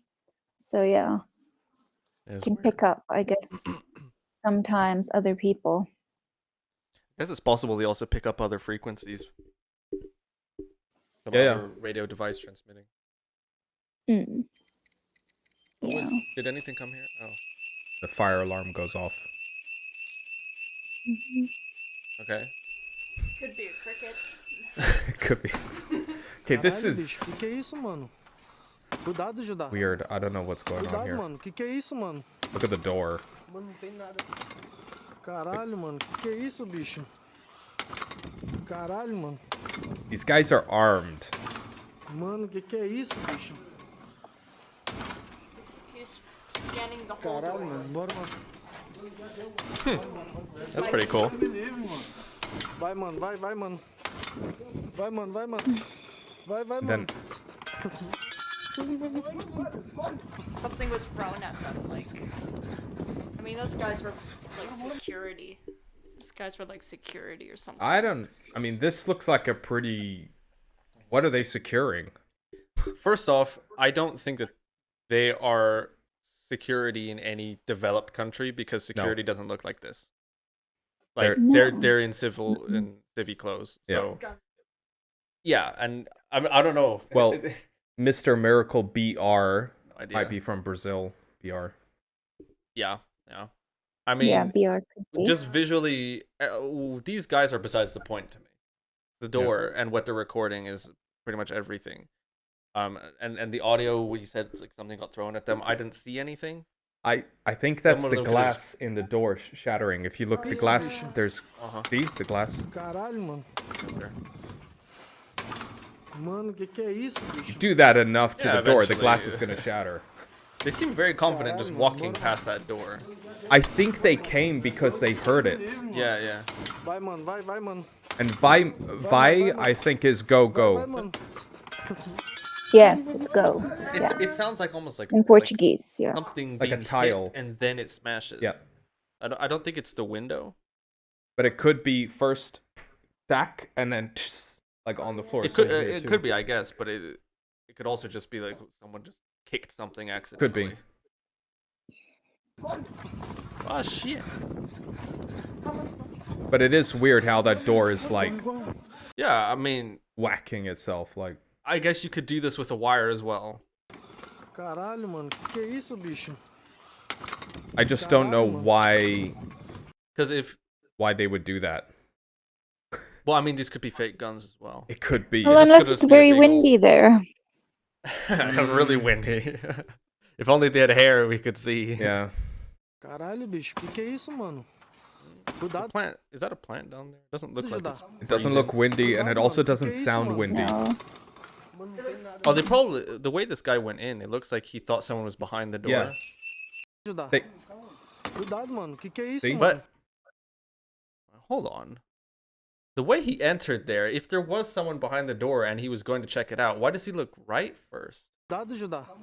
He looks right and then... Well, he just glances. And then he goes in straight. Look. Cuidado, Judá. Straight. He's still straight here. Because the door opened. The door's open right now. So Yeah, it's but open. like I would go in almost angling myself around the door. Yeah, if they're not professionals, obviously. They're not SWAT. They're I'm not like... either. Like if you're going to check something out, you focus your attention there. He's going in completely. Yeah, straight. but it could have been also a decoy, And then and there could have been someone to the right. Yeah, So sure. him going in the way he did, I think is pretty normal. Caralho, mano, No que é problem isso, with that. bicho? I'm also noticing the door never actually like swings all the way over. No, Just- I don't think it So can. if there was someone down the hall here with a wire, Mhm. that's kind of how it would swing. No, but it might not go further than that. Or also might not, but Que é isso, bicho? You know what I mean? It's a door that opens this Caralho, way, mano. not that way. Mano, que é isso, bicho? See, it's stopping. It's like, duck. Caralho, mano, bora, mano. yeah, that is. Vai, mano, vai, mano. He's saying like, go, go, go. Like the plants Yeah, weird. I think I saw this one. It's another one. Another of these infrared. half transparent fuzzy dudes. Well, maybe because he is faking it. We're assuming that everything is fake. This is how... Well, this is the thing. If you assume everything's fake, then you come out at the end of this video and you think, okay, well, yeah, exactly what I expected. Look at all that fakeness. But if you come in thinking, like, oh, let's look at this evidence, you might come out at the end thinking, damn, that was... Yep. I'm fulfilled with my belief in poltergeist. Well, something I can say that I've seen as a similarity between all these videos of people walking is that, like I said before, they walk like human people would. There is some sort of like a gait in the way they walk. Yeah. You know, like where basically, even if you're just looking at the top of them, you know, when you walk, there's It's a the certain bob. way you walk, one foot after the other. Yes, there's something like that where you can just see they're walking, right? And that already suggests like it's basically could be human, or I mean, maybe there's different types of so-called ghosts, you know, I see your that point, maybe though, walk yeah. like humans. But in my experience, was different, that they didn't walk like a person, and that was something that stood out, Your experience? you know, as differently. Uh-oh. Like, how do you cross the What, whole like first-hand room? experience? Yes. Yeah. What the how fuck? do you Why didn't you cross- mention this? How do She you didn't want cross- to get into it. No, but It was how do you personal. cross the room without, and it's not flying like you Mhm. guys said or something, but you're like, your feet, your feet is touching the floor and everything. Uh-huh. You're not flying, but you Hovering. don't have that gait. You don't have that bob thing. You're very Gliding. obviously not walking like Mhm. a person Moving. has to. I mean, unless you're on like a wheelchair with wheels, right? Paragliding. But so that already stands out, you know, like if you see something, it's like that couldn't be a person or a robber or a, you know, because no one can, we all walk like like a certain way, human way, even though we all have our different ways to walk, right? Yeah. So, but if something just goes like basically at a steady like pace, like continuously, it's like unless you got little wheels on or like how do you maybe do they that? were You just can on their do tippy that. toes, you know? No, but there still is a gate. You Even can if you fake go it on though that you tippy don't have toes. a gate. If you're a good enough ballerina. Yeah, no. Like there's a dance that I don't know what culture does it, but there is a dance where woman has a dress on so you can't see feet, legs, or anything. And they just like Yeah, it's so freaky. They're just doing this because they know how to like keep themselves so steady. Probably like, with continuous bent knees, and then they just like. Yeah, it's wild because it looks like They and do then they that do in this thing with their ballet a little arms. So it bit. looks like they're like not even Yeah. on the ground. It's just like they're wild. But I don't know how much that works into what you saw. Well, like so in these videos we just looked at, if you look at all of them, they all have this kind of way, like except for that they looked like, you know, kind of like little ghost things. But I but can they explain all that. but they all had like I can. know exactly. Okay. But I'm saying the gait. They all have this They're gait like a human. Dead people, they're you know? ghosts who don't know they're dead. Right, but the point that Angelina's making, I think, is that they walk like humans takes They down walk a like level humans, of weirdness. Like if they didn't walk like humans, It that would doesn't up stand the out to ante. you the way they're actually walking or anything like that, like nothing. So that is something distinctively different that I see in like videos like this. Yeah. You know. So there's nothing special about that. What would be sad? Like that the ghost doesn't know that he's dead. Well, that's something in the whole poltergeist That's in the lore, isn't it? lore. Yeah. But there's I spirits watch who Supernatural. who don't know that they're dead yet. Yeah. And then I come and I tell them and like, Oh, are you the Reaper? I introduce them to the Reaper. You introduce them to Satan. He's This is where you're not. going now. Not the Reaper. The Reaper, yeah. No. Yeah, the Reaper takes them. He's and got the chucks- scythe, but he either chucks them one way or the other. He's not the devil. Yeah, exactly. No, he's not the devil, but he introduces them to either Peter or. Ah, yes. True. This is true. Come boy. I want to stay and walk this dangerous street late at night. This one's just silly, in my humble opinion. Silly, innit? So she just looks. She turns around, walks down here. I don't even know where she is. That's supposed to be some old hospital. And then she looks there, turns around, and that moves to the side. That's it. This is so like. I'm just gonna go straight and say this is completely fake because, first off, why are you filming this place? Even if you're just randomly in some abandoned hospital, weirdness. Why would you walk towards that? Got your footage. Book it before the ghost comes for you. What normal human rationally walk towards? Like. Yeah, she sees that, and then she runs towards it and looks around the other corner. Why would you do that? Bruh. Okay, the door over there is gonna open and Spoilers. startle the dog and the cat. Which door? Oh. That's it. It'll play again.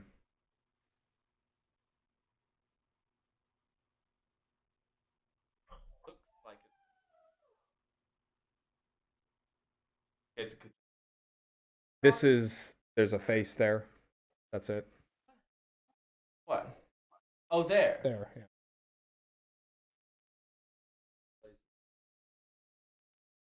Right there. But it's like, that to me is the kind of thing where you look at the cloud and it's like, oh, it's a dolphin. Again, though, this is in one of those abandoned places. Looks like a pretty freaky place, Is this like to be a honest. Mickey Mouse bathroom Yeah, or that something? Yeah. Mickey Mouse thing that makes it so much worse. How does Mickey sound again? Oh boy! Uh-huh. Put your hands up, huh? Oh, buddy, Leona. Your money, kid,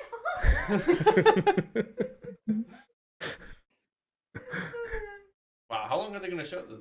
It's okay. There's someone takes a photo and there's a reflection That's in the literally TV. Aunt Meredith who's taking.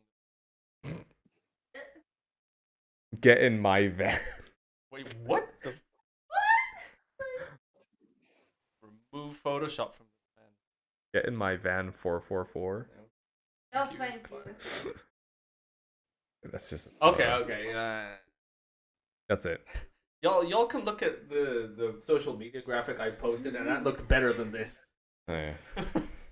And I made that.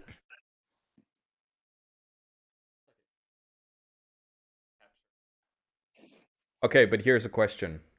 Now that we've just established scientifically that there is no such thing as the paranormal or supernatural. All right, on that note, you both just died because you bet your lives. No, the question I have is, if it were true, if there were a supernatural or paranormal, what would it take for us, for humans, to believe that it is? God said hello. So God is part of the supernatural, right? Spiritual thing. I don't. Howdy doody. I didn't want to go into the whole God religion thing at all. But to me, for me it's the same thing. I'm agnostic in both this and in religion. I'm not saying there isn't a God, but I'm also not saying there isn't this woman here. This might be I don't legit. think. Sure. I don't think it's the same thing as religion.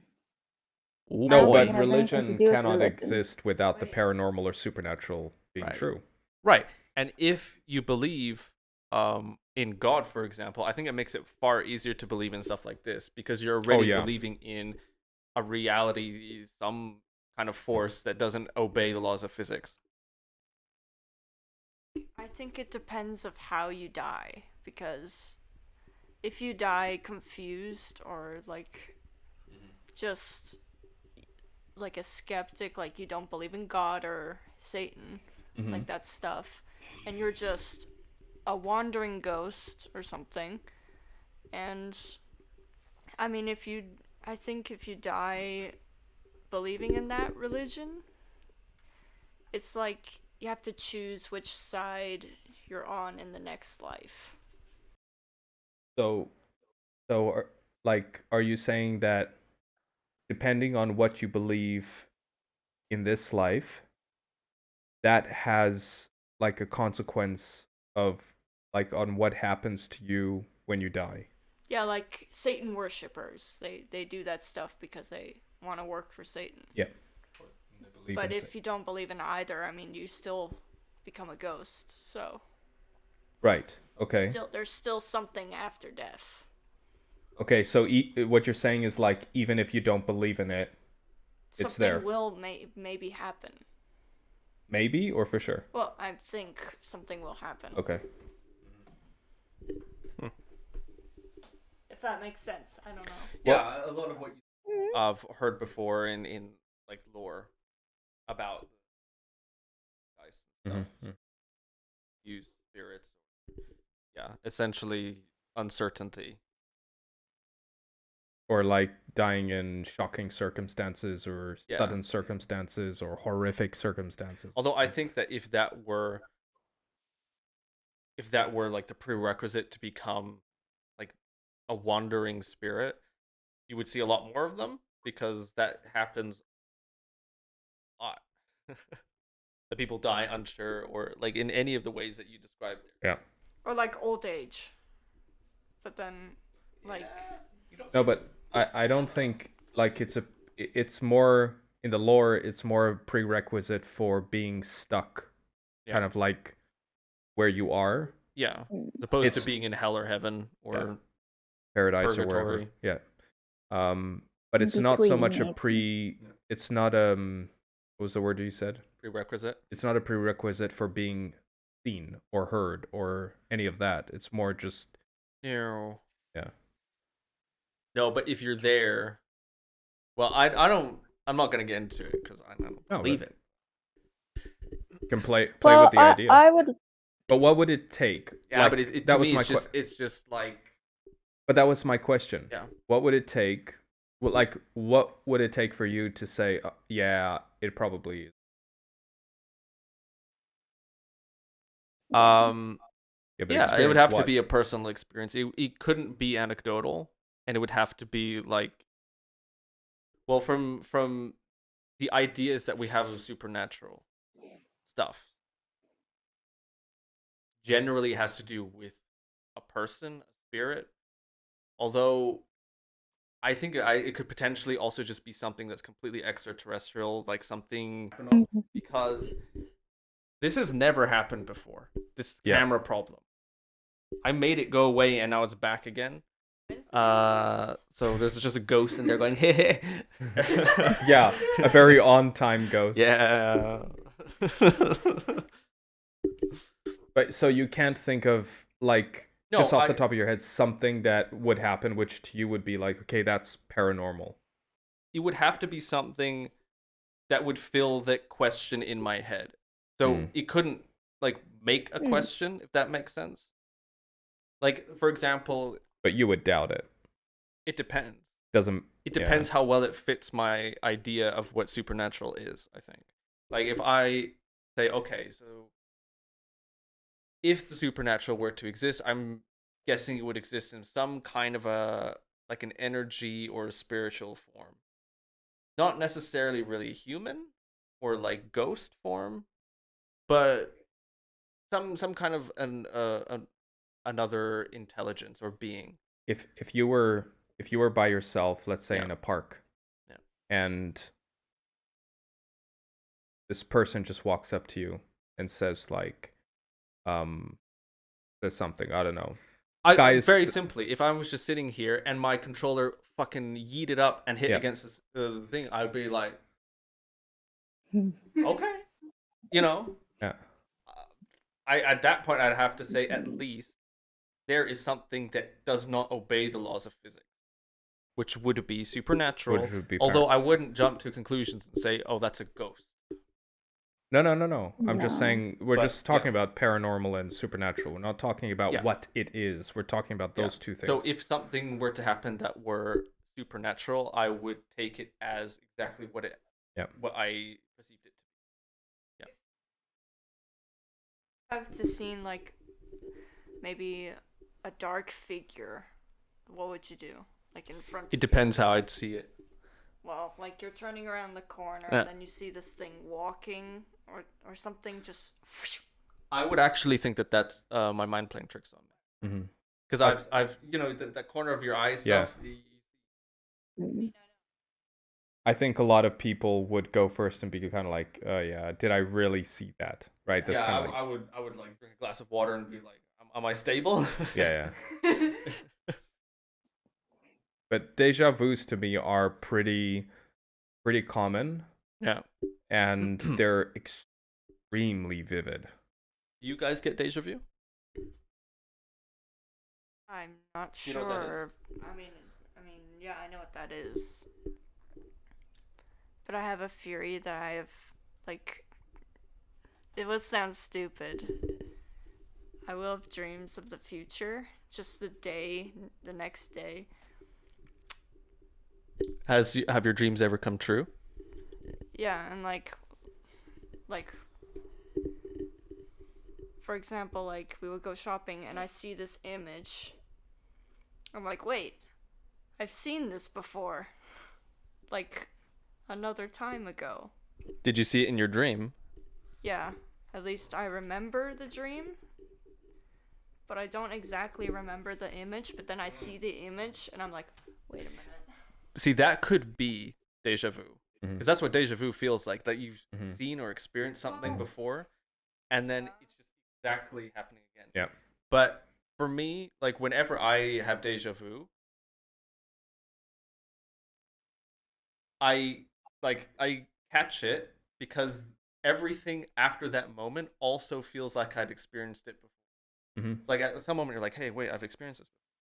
And because the deja vu effect is still going on for, like, the next few seconds or minutes, it'll still feel like you've experienced this before. And you can literally like do anything you want. You can like pick up a bottle or something and it'll feel like you've done it before. So this is one of those determinism things, like if I don't, but so, like we all have dreams of the future, is that? No, it's kind of like if I had done this before, I would not have had this thought to do something completely random. And so the fact that me doing this random thing still feels like I've done it before means that this perception is inaccurate. Ew. What about you? Well, so Deja I vu. once had a dream, which was a dream only, I had a dream. which was not the future. But yeah, it was a very strange one that I could see the earth from afar. And in the dream, I basically went to different earths, kind of thing. But I could see them from afar, and then I went to them, and then in each of them, I had a different life, like a human. Just like in one, I was like in a corporate position. I had children, and I was married to someone. Absolutely nothing at all like my life. And in another one, I was unmarried, and I think I was in a very difficult situation. And in each one, I had like a completely different life, in a completely different, like, also level of society. And there was about 7 different ones like that, and they were all happening at the same time. And then so I had like about an hour or something in each. And then I was fully aware in the dream that I was living all these lives at the same time. And in Earth, I was also living one, the one which I currently am living. And then after I got to experience that, then I could see all of the planets from afar. And then, but then after I had experienced that, I was like, how many worlds was that? How many planets was that? Was it 7 or was it 8 or was it 10? And then I tried to like organize my mind and like, just remember point by point where each one was, because I was aware that I was actually dreaming, which is normal for me. I know every time I dream. I never think it's like I'm always aware that I'm dreaming. So when I woke up, I wanted to remember all of this. But then I couldn't remember it all exactly detail by detail anymore. I could only remember about 3 of them exactly, because it was a lot that went on. It's almost like, like when you put on those, what is that, VCR set, and you're like in another, VR? like you're surrounded, in that kind of reality. So each one was like that, and I could feel everything, like the pain, the disappointment, the anger.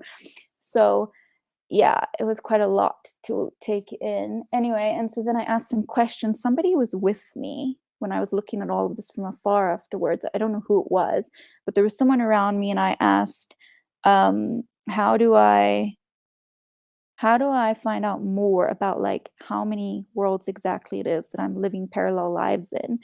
And like, and exactly what I'm doing, because basically I wanted to solve all of the problems in each of these worlds, like basically, and have a good life like we all try to do.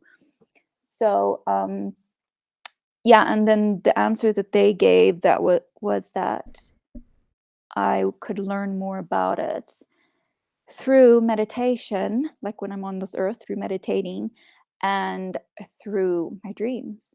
And that was the answer.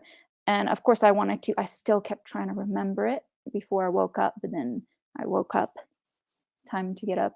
So yeah, that was a bit of a strange one.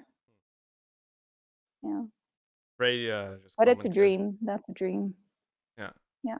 He just commented, talk about lucid dreaming, being aware that you're in a dream while you're dreaming.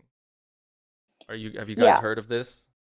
Yeah. Yes. Yeah. So that sounds kind of similar to what I have lucid dreamed a lot as well, but actually for me, lucid dreaming, I think to me, is more like when you're asleep and you are dreaming, and yes, you are aware, but lucid dreaming to me is when you're not very deep into sleep. So you're kind of like between both, but you still are sleeping. That doesn't count as being awake, right? So that's lucid, like light sleeping kind of thing, So I also have that often, but No, this wasn't a lucid dream. I was like deep in sleep. You know, it was like I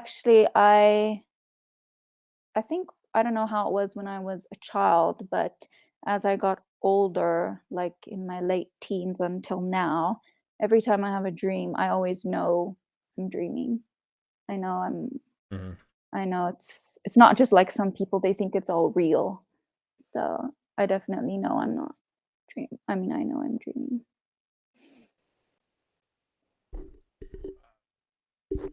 Jordan just commented that's called astral projecting. I'm not familiar with this term. I've heard of that. I mean, I haven't looked too much into it. All I know is that happened. So yeah. I think astral projection is a bit more regarding like out of body experience rather than just dreaming. I think it's when you actually try to through meditation or an intentional out of body experience.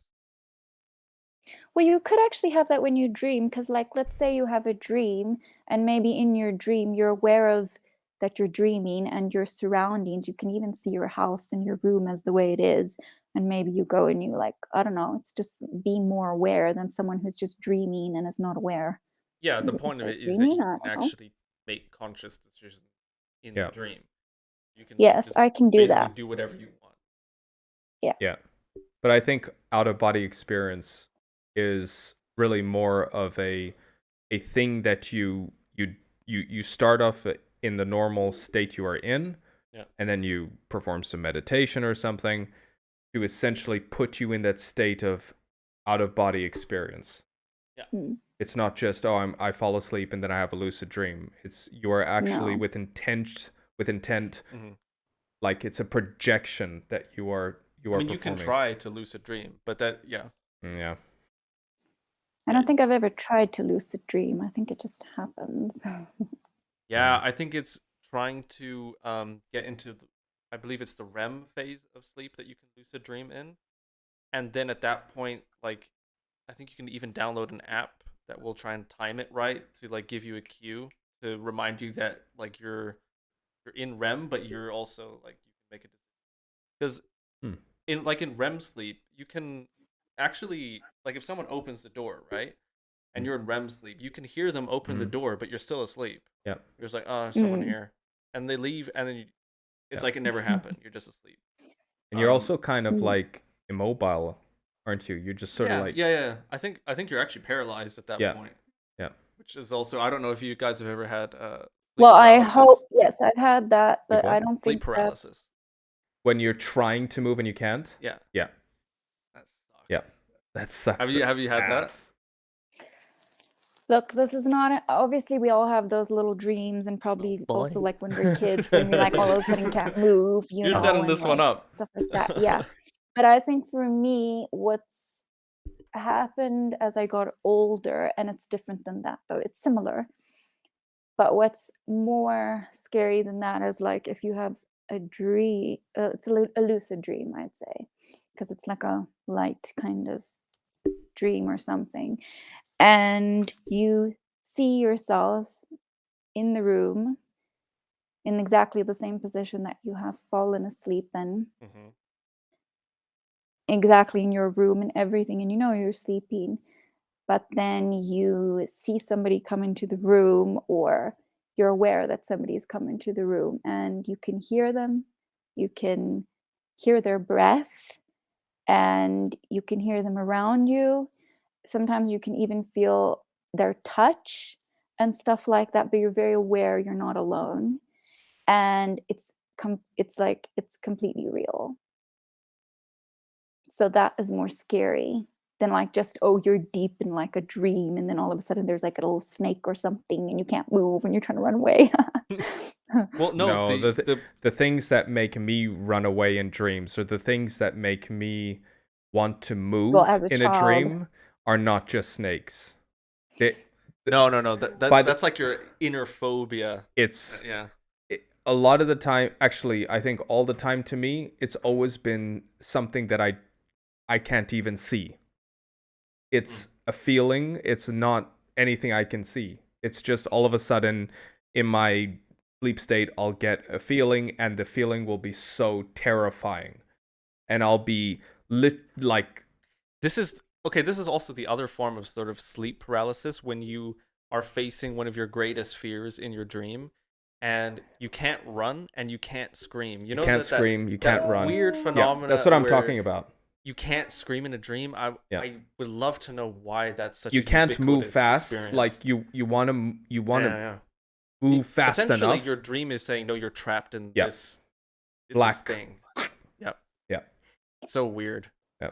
But have you guys, let's say in your dreams, you come to a place where you don't want that dream to go on, for example, or you know something is going to get worse in your dream, and let's say it's not something little, and then you want your dream to change direction. Have you been able to, like, you can just change the direction, or you just will it, and all of a sudden it like just warps into something else, and you can just change it, or you can even just like get out of it and something like that, or just end it completely? I usually wake like up. At will. You wake up in a bit of sweat. Cold sweat usually. In a sweat. And have you ever been able to change the direction of it, or like just by your thoughts, and you can just literally make it like as your thoughts are? Is that common, or no? I mean, do you just experience the dream and the terror? The dream might change, and hope it but stops? I don't have the hubris to say, "Oh, I made it change." You know, I'm not gonna No, tell but, like- myself, "Oh, it changed because of me." Well, You I mean, I know, guess it's it like, did. if I Maybe can- not your intention. Right. So that's my point, is like, I'm not gonna say I changed the dream just because the dream changed, or just because I wanted the dream to change and it did, doesn't mean that it was me that actually changed it. Right. I didn't ask you. Have you ever had sleep paralysis? Once I remembered I woke up a little paralyzed, but I might have fallen asleep afterwards. That's the thing. Like, with you guys, I don't remember what your answer was, Angelina, to that, if you had it. To which one? Whether you've had sleep paralysis, like when you wake up but you can't move. Yeah, but are you fully awake yet? Yeah. Because there are times when, like, you think you've woken up, and yet you but still that you asleep. see. So there's, like you said, there's different levels to your sleep, right? So you can be in Yeah, a but deep sleep, that and was then different. wait a second, and then you go, okay, I'm waking up, and then in your mind you think you've woken up, yet you think you're like lying, whatever, and you think, oh no, but now what's happening? I still can't, whatever. Yet that's actually lucid dreaming right there, or Yeah, it's but like you a would have lighter to wake form. up a second time for that to be true. Yeah, that And no, you that can don't. happen. That's Well, no, but that's what I'm. Well, if yes, you fall that asleep can and then you happen, wake that up can again, happen. like she said. Yeah, There's but that's different not what I'm levels. talking about. Oh, but with me, that's what happened. Oh, you fell I asleep never again. got out of the paralysis. I only got out of it when I fell back asleep and then woke up properly. No, I like was stiff paralyzed, and I basically had to.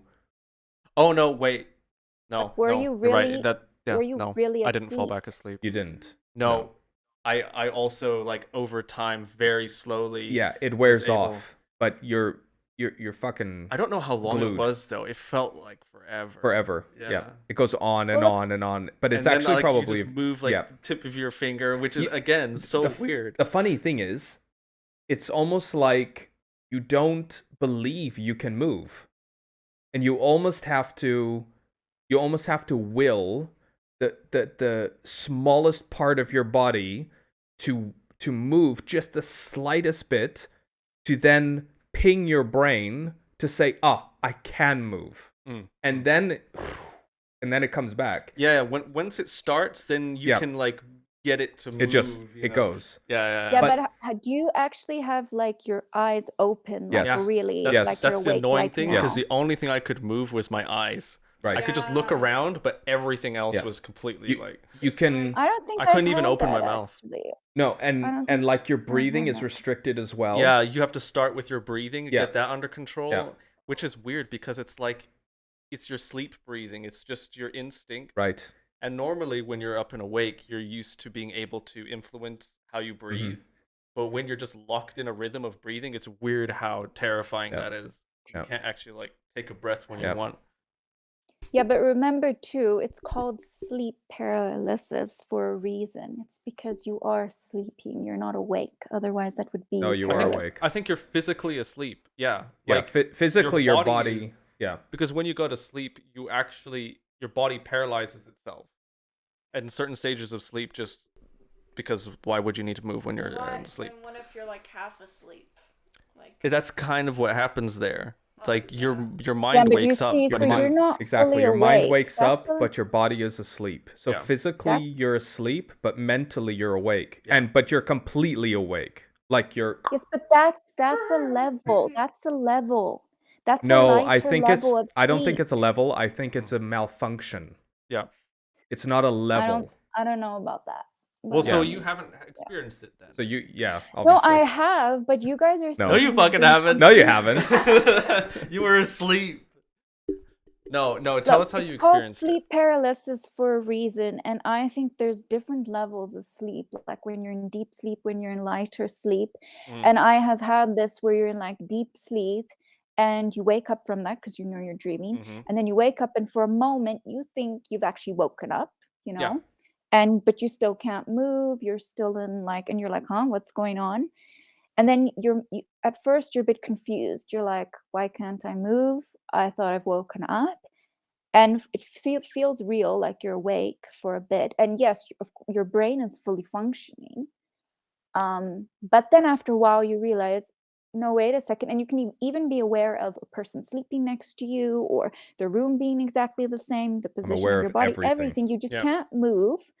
But then there's something else. You're not actually fully physically awake. Like your brain is, but you're still in a sleep mode. Your eyes are not actually open physically. Okay, but look, we're talking about two different things. And then you go out of what that you're light talking about is kind of like and all of a sudden lucid you dreaming. wake up and then you're like, oh, you've woken up now. Yeah, but that's nothing like what I've experienced. The difference between what we experience is that we never went back asleep. Yeah. We actually stayed awake until and we could move. I never said and our I went eyes back are to open. sleep. No, you said you woke up a second you time. don't need to go to sleep. You can even have your eyes open, maybe not your physical eyes, but you in your mind, you have your eyes open. You're actually seeing everything. Like I have a question then. Why and you are fully awake, yet your physical eyelids are actually closed. Okay, so you're basing this off of your own experience with similar to what we're saying. So why is it that your experience is true but ours isn't? No. Yours I'm sure is, but I think maybe you guys don't realize that you've still been on a lighter level of sleeping. I mean, you said, oh, but you didn't go back to sleep, right? Yeah, because we woke up and But I didn't go awake. back to sleep either. I didn't go back to sleep because you said you never even woke continued up that time. Yeah. We weren't asleep I in our did dreams and then wake woke up up, like, oh, but that was it's- wild. We were literally eyes I don't know how to- open. We were like- awake, fully aware of our surroundings. Like, it's not like, oh, we could be aware of the person next to us or, you know, the color of the walls or whatever. So you woke up like normally, but you were paralyzed. It's usually in a state of stress. If that happens, Oh, well, it will become stressful. Yeah. It's like, Okay, but that's you don't just not like sleep paralysis though. Yeah. That's not sleep paralysis, because sleep paralysis is when you're actually sleeping. Even if you're aware that Let's you're look up the sleeping, or definition it's of a this. lucid dream, or it's a light thing, it can even be different levels. But if you're like awake, for example, now, and all of a sudden you can't move, that's paralysis. That's not sleep paralysis. I disagree on two mics. Either that or maybe Shut up, everyone. Pay attention to the facts. Uh-oh. All right. Fact check. I have no idea. From WebMD. All right, let's use them. Sleep paralysis is a feeling of being conscious but unable to move. It occurs when a person passes between stages of wakefulness and sleep. Yep. During these transitions, you may be unable to move or speak for a few seconds or up to a few minutes. This is the thing with it taking forever. Some people may also feel pressure or a sense of choking. Exactly. Because you can't really breathe properly. Yeah.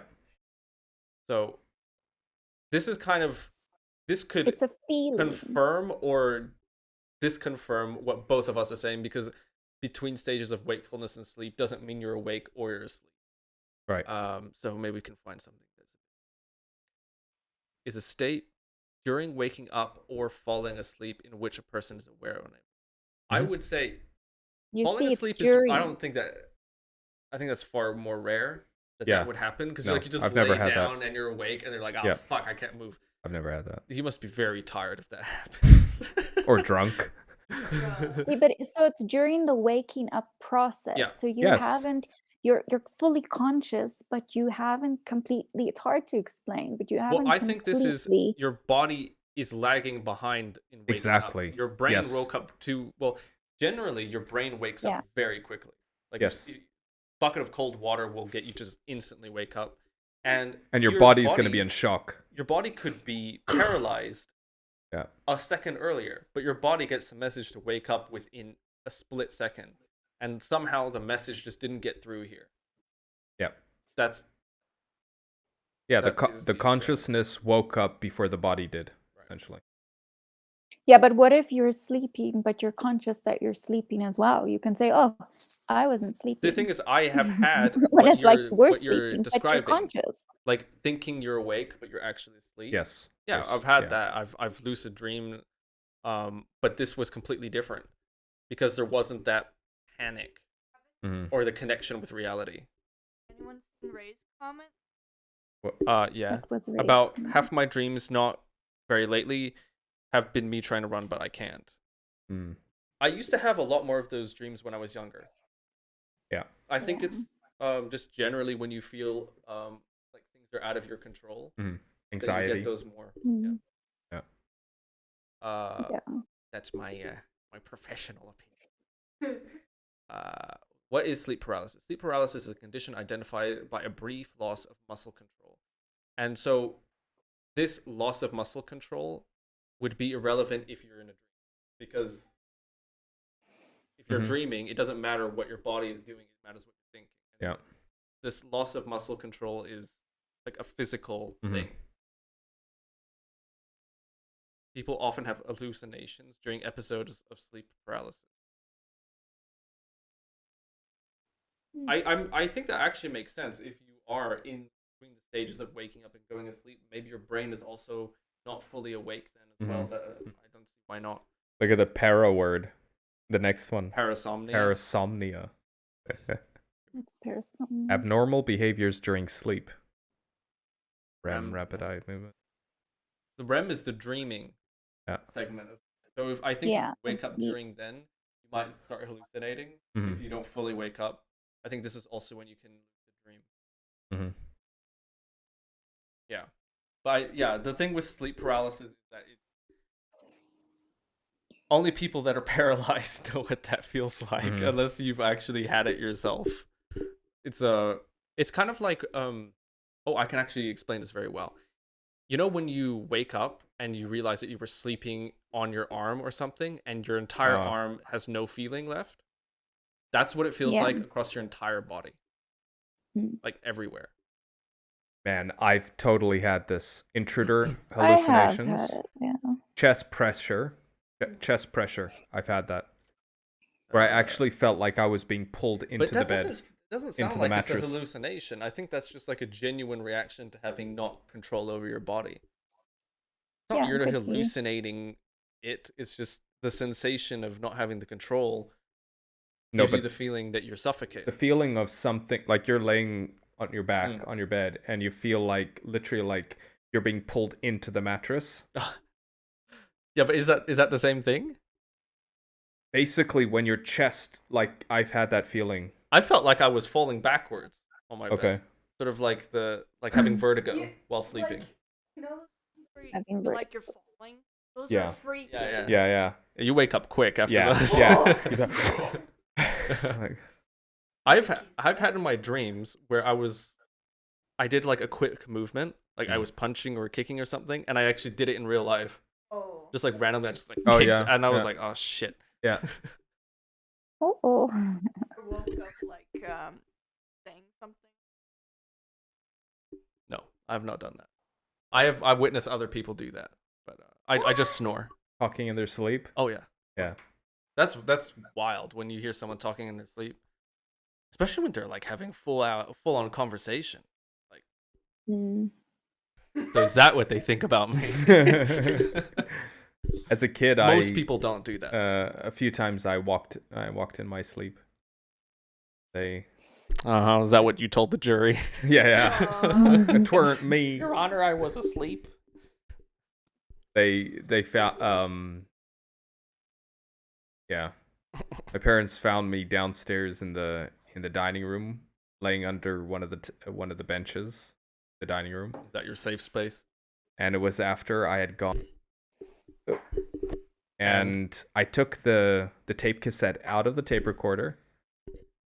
I took the tape recorder downstairs with me, and I left it somewhere on the stairs, and then I went all the way downstairs to where the dining room was and just went under the bench and went to sleep there. Oh, my precious. Next morning, so how did you sleep? Yeah. Let's not get into that. And That's so weird. They saw me coming into the room and like taking the tape out, and they were like, "What is he doing?" And then they just see me walking out with, and they usually say like, "Don't wake a sleepwalker." Yeah, don't wake a sleepwalker. I don't know why though. I think that'd be hilarious. No, I have actually seen people getting woken up while they were sleepwalking, and they just like, yeah, I think you can, but you have to just confused, like, but. Yeah, you just be very gentle with them and just don't like do anything. Hug them. So baseball bat. Yeah, I think that'll send them back to sleep.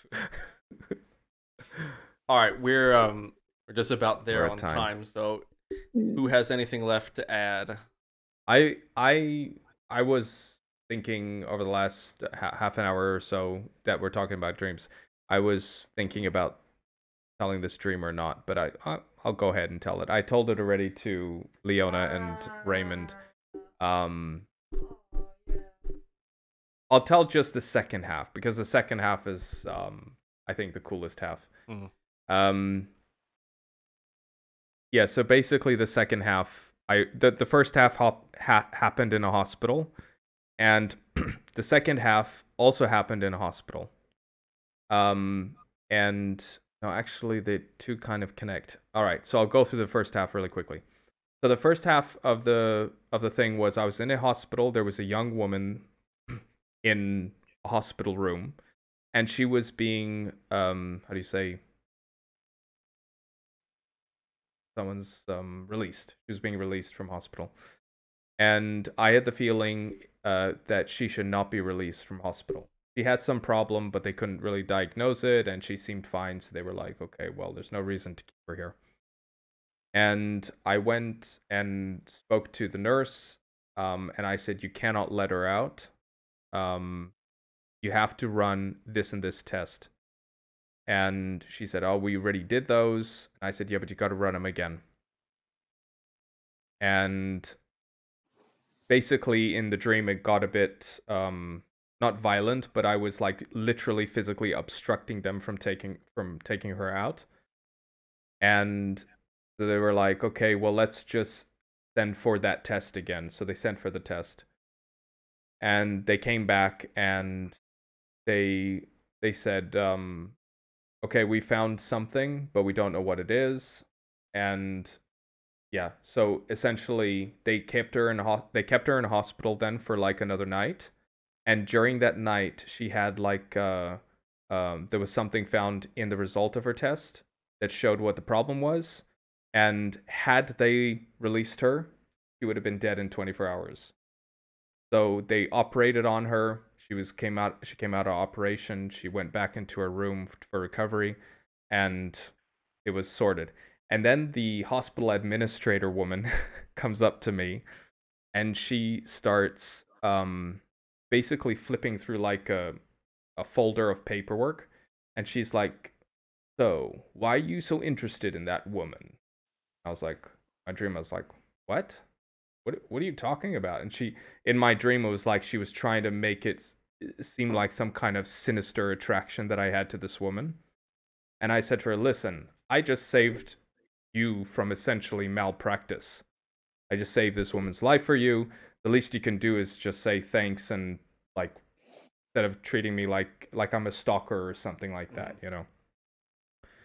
And she said, "Oh well, yes, this is true," and something like to that degree.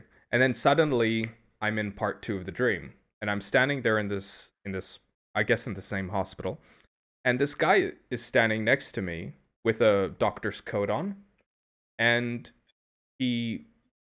we're just walking down this hall, and he's like, "Oh, it's the such and such door to the left," and we turn into this door, like 2 doors open, like that, and it's a dark room, and there's just a bit of light in the middle of the room, and in the middle of the room there's sort of like I guess one of those roll-in beds, and there's a person laying in the bed, and I immediately knew that the person was terminal.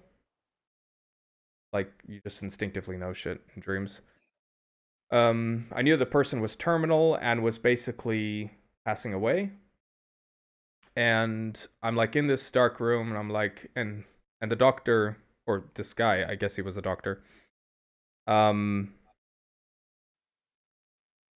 Yeah, so I'm in the room, and then I just sort of like looked up, and it was really weird because the walls of the room went up to where the ceiling would be, like if the ceiling was there, and then instead of there being a ceiling, it opened up. So it was the way I explained it to the kids was like back in the day when you had medical theater. Yeah, like a medical theater. Yeah. Yeah, and you had the chairs sort of like all around bench pews. Still or have whatever. those. Okay. And so it was kind of like that, right? Yeah. But what was happening out there was, if I looked up, the entire where the ceiling should be was way further beyond, and it was like a purple blue nebula filled sky, let's say. Trippy. Yeah. And around this perimeter of where the walls should meet the ceiling, there were people looking over. And there were like people walking, like there was all kinds of stuff going on up there, like hallways and stuff. And people were looking over and just sort of like, "Oh, who's that?" Oh. And then moving on. And then I noticed a woman in her, 35, 40s. And she was dressed in like a 1700s brown dress. She had dark brown hair, brown eyes. And she was standing there watching. And in my dream, I thought that I was like going nuts. I thought like, what the fuck am I seeing? And then the guy with the lab coat, he's like, "Oh, it's unusually quiet. I don't know if there's anyone for him. I don't know if there's anyone for him." That's what he said. And I was like, I didn't answer. I didn't really know what to say. And I was like, should there be more noise? And then he looks up and he's like, "Well, yeah, typically it's a bit busier." And I was like, what the fuck? So he knew about, like, it wasn't just me who was seeing this stuff. And and I was like, "So wait a minute, so you see it too?" And he's like, "Yeah." And I'm like, "Okay, so what are we waiting for?" And he's like, "Oh, it'll just be a couple of seconds." And then the person, I don't know if it was a man or a woman, I guess it was a man because he said he, passes away.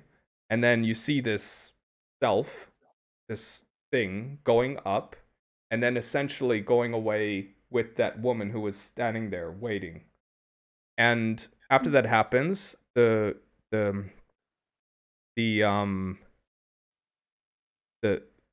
bed on wheels is rolled out, a door opens, the bed goes out, another one comes in, and it's another person. And yeah, like on their way out. And all of a sudden, the whole thing fills up. Like it's almost on schedule. It's almost like, it felt like it was like a train station. And all of a sudden it fills up, and there's like all these people, like, all ages, they have balloons, it's like a party going on. And then he's looking at the clipboard, and he's like, "Oh, he's gonna have a good time." He's like looking through the clipboard. What is it, a celebrity that came through? No, so I was like, can you explain this to me? What's going on? And he's like, well, obviously this guy told his family and friends what he wants. And I was like, what? So the whole thing essentially, in dreams things just come to you. Yeah. The whole thing in general, the whole thing was basically that reality that I was in was a reality where the supernatural or the afterlife was a thing known to medicine. Mm-hmm. And essentially what people were doing in society, in everyday society, they would tell each other okay, when you meet me on that side, this is what I want. Yeah. Just like you would do for your Christmas list or for your birthday list. You tell them what you want, and then essentially these people are showing up with all the stuff for your party. And the thought I had immediately after that realization coming to my mind was, I need to tell Serena.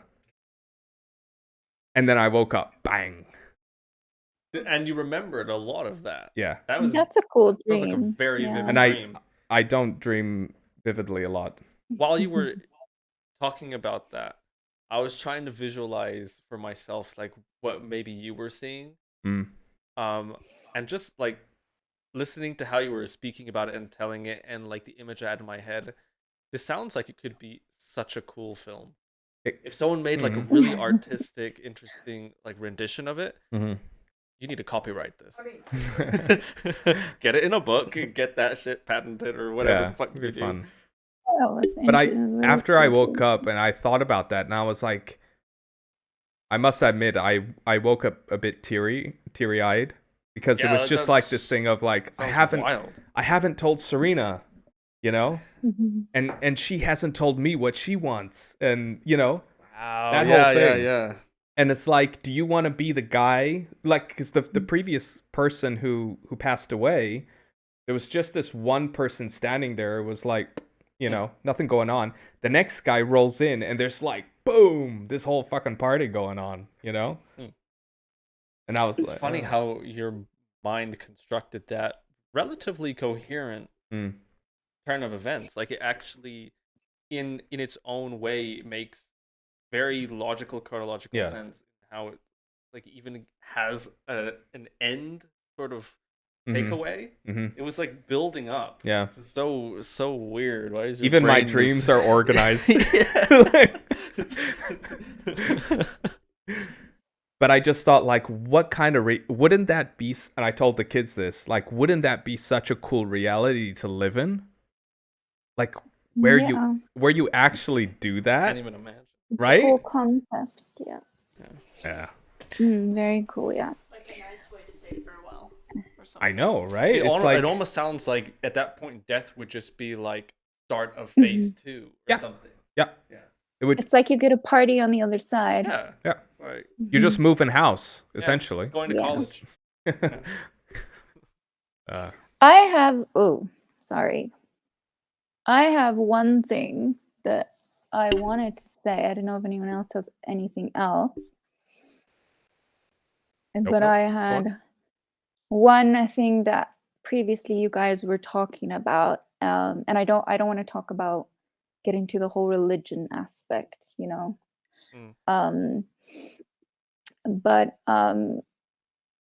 it touches a tiny bit on that, and like so basically, I do believe there is parallel realities, but I don't think it has anything to do with religion. I think religion is something that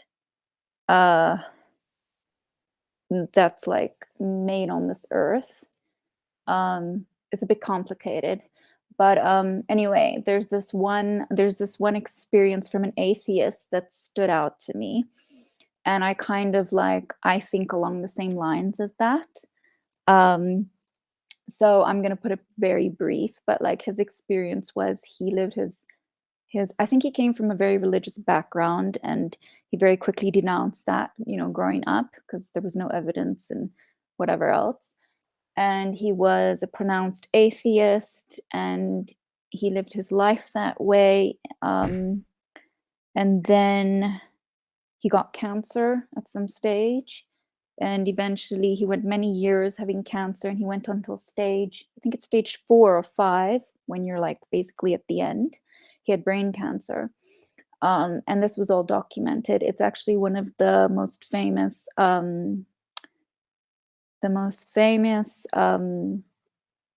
how do we call it? I lost the words now, but he's like one of the most famous cases that happened in medical history. And you can look him up. I actually have to see what his name was. But anyway, so I read his thing. And what happened was he knew he was going to die. He only had a little bit of time left, a few more months. And then he eventually was in hospital. And then he was going to like die any day. You know, there was just no return. Nothing helped him. The doctors couldn't help him. So he was on one of those beds. And he was still a atheist, you know, nothing changed. And then he died. He clinically died, and he was dead for a while, for quite a few hours. He was completely dead. And there was a nurse around him and everything. And then during this time, he had an experience, one of these experiences that people have. And so he had his experience that he says mirrors very much mine, that I had long ago when I had my accident, near death, because I, you know, had a very bad accident when I was 14. And so basically he goes and he meets this person who he doesn't call God or Jesus. Obviously he's an atheist, right? It's only like Christians and people like that who really call things that. So he meets this thing that he calls the man with the face of light, or something like that. Because basically his face is like, you can't see his face. Well, it's not a he, first of all. It's just something that looks like a person, but the face is like a really bright light that's brighter than the sun, but it doesn't hurt your eyes. You know, we've heard these stories many times. So he meets this person, and then he goes and he asks this person a question. And firstly, before he asks the question, though, he asks to he has this idea in his head that humankind is just all evil in nature, like mainly really evil and bad, because, you know, we're destroying the earth, and, you know, all the violence in the world and stuff. And so he gets projected somehow. They show him, whoever that is, he gets projected into some sort of a what is it? It's like an image thing, a mandala, actually. It's a mandala type thing, but it's like it's not just a 3D. It's like a 5D mandala thing. And he like just goes through it. And apparently he gets to see for a few moments the souls of mankind. That's what he gets to see in his experience, which is very hard for us to comprehend. But anyway. And then he gets to experience it and feel it and see it firsthand. And he sees that they are actually, at their core, they're actually good. You know, before all the stuff happened to them on earth and they got corrupted, they actually have good in them and purity. And then after this, he asks a question, and he says, which religion is right? And he says there's the main religions on earth, you know, which is Islam, Judaism, Christianity, Buddhism, and of course many more. But he just asked which one is right, which one is correct. And then this thing answered him, which was that person, the head of light. And they said to him that religion is a thing that is man-made. It's a thing on the earth, which people, you know, create to understand their surroundings and their environment, and they can't comprehend things. You know, they can only comprehend what is in their basically in their experience kind of thing. They have a very limited comprehension, humans, you know. And so he said, not he, sorry again. It, whatever you want to call it. I like to say it, yeah. Zay. What is it? But it answered and it said no religion is right. It isn't a thing of like one is right, one is wrong. It's not, none of them are right. That's what it said point blank, you know. And so basically it said some people also, they will experience things, I think, and they'll name it things, you know, like Jesus and God, but that's because that's in their belief system that they've learned and in their limit of understanding. And each person will do this. And they said, this is not inherently wrong, but it's not right either.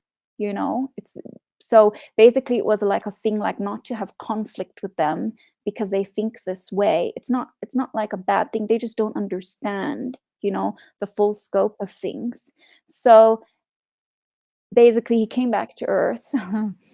He came back to Earth actually into his body. And also when he had the experience, they actually showed him what time in his life the cancer started in his brain. They actually showed it vividly, like in a movie. So he was able to see it. And it actually started when he was a student and with negative thinking about basically the whole race of humans on the earth. Somehow it interconnected, had something to do with that. So he comes back into his body. And he's been clinically dead for a while, almost gone to the mortuary. And he awakens, and he's an atheist, but he's experienced this. And he goes on to actually recover. And he does tests later on. Eventually, his brain cancer is gone quite quickly. And there's no explanation for it. But now he doesn't have this negative way of thinking that he used to have, you know, that he lived his years of life thinking, you know. He now actually believed the human race had a lot of good in it and a lot of potential. So he had this whole positive outlook on life. And so he lives his life not becoming religious like some people have. You know, he doesn't become a Christian or anything like this, or a Buddhist or whatever. But he's not an atheist anymore either. So he does believe there is, you know, another world, another something. You know, he can't fully, I think, understand all of it. And I think he also chose to share some of, not all of his experience with the world. Do you believe his experience? Well, I had a very similar experience to him, and I do remember also asking a question that I couldn't comprehend on this planets, earth right? as well. No, that's something completely different. That was a dream. No, I had a We are similar running low on experience. time, unfortunately. So Yeah. So I'll cut it short. But anyway, I have a similar understanding like that because I didn't ask the question of him like he did about religion, right? If I had a longer amount of time, I would have asked that when I had my experience about religion. But I Do agree with unicorns him. exist? I have to ask that. That's mythology. I agree with him though, because when I had that experience, I met the same person as him, but but it didn't reveal itself as being a certain religion or having anything to do with that at all. And that experience didn't make me more Christian or more religious. In fact, it made me do the opposite. But I do believe, you know, that there is other things. Of course, that was my experience, but that's what I think. I don't think it has to do with religion. Okay. Do you remember the lad's name? The lad's name. I do have the lad. He was a middle-aged man. I can send it to you, so you guys can look it up. Yeah. You can put it in the description. Or I'll send it in the to you. chat. I don't Yeah. have it right here with me. Yeah, but that is I mean, one just that whenever you stood find out it, you to can just me. comment it. Fine. Yeah, I'll find it. Yeah, for you guys, and I'll give it to you. Okay. Well, But, yeah. we've definitely done ourselves more than justice today. I think talking about the paranormal and the supernatural Yeah. been fun. And yeah, we sort of tripped a little bit into the topic of religion. That's definitely something that we want to pick up on a different episode. So maybe we'll have you on again, Angie, for religion, if you want. Religion. I don't know if I want to talk about religion. All right. I'm not too religious, but when I don't know, maybe. I'm not either, but We I can talk about enjoy it. talking about it. You should get some other very religious people from different religions to talk to us. Maybe. To Well, I us, can we also can play see the their religious perspective. card. I What can do you do mean both. play the religious card? I can. Oh, I can What, are you do. gonna be devil's advocate or what? Jesus advocate? I don't know. Oh yeah, man. I can thump a Bible. Whack a Bible. Gotta thwack a Bible over your head. All right, Leona, do you have anything else to add, or are you Closing thoughts? chilling? You just chilling? All right, we chilling. All right, well, this has been a roller coaster. Thank you for coming on. Thank you, Ange, for joining us Thank you for today. having me. And everyone else stuck with it, especially for the weirdness at the beginning. Apparently, there was an echo this whole time. At some point, we'll find the money to fix it. We'll stack it here in the middle so that there's no more echo. Yeah, and of course, as always, you guys can find us on social media.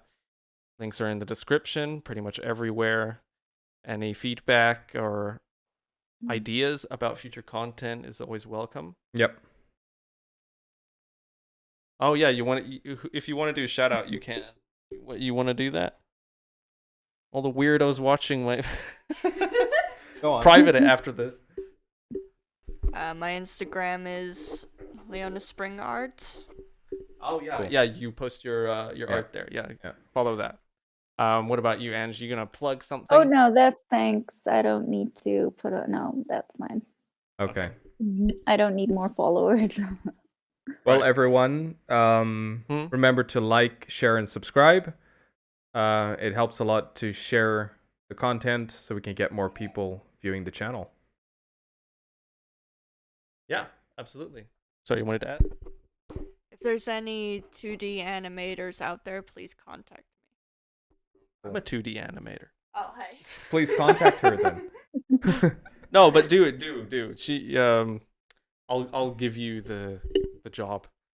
All right. Well, thank you everyone. Have a pleasant evening. Yes. And see you next week. Absolutely. Thank you.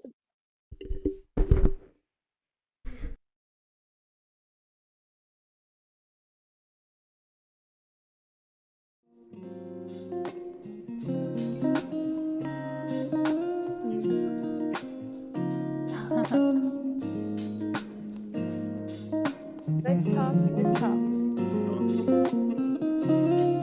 All right. Well done, Leo.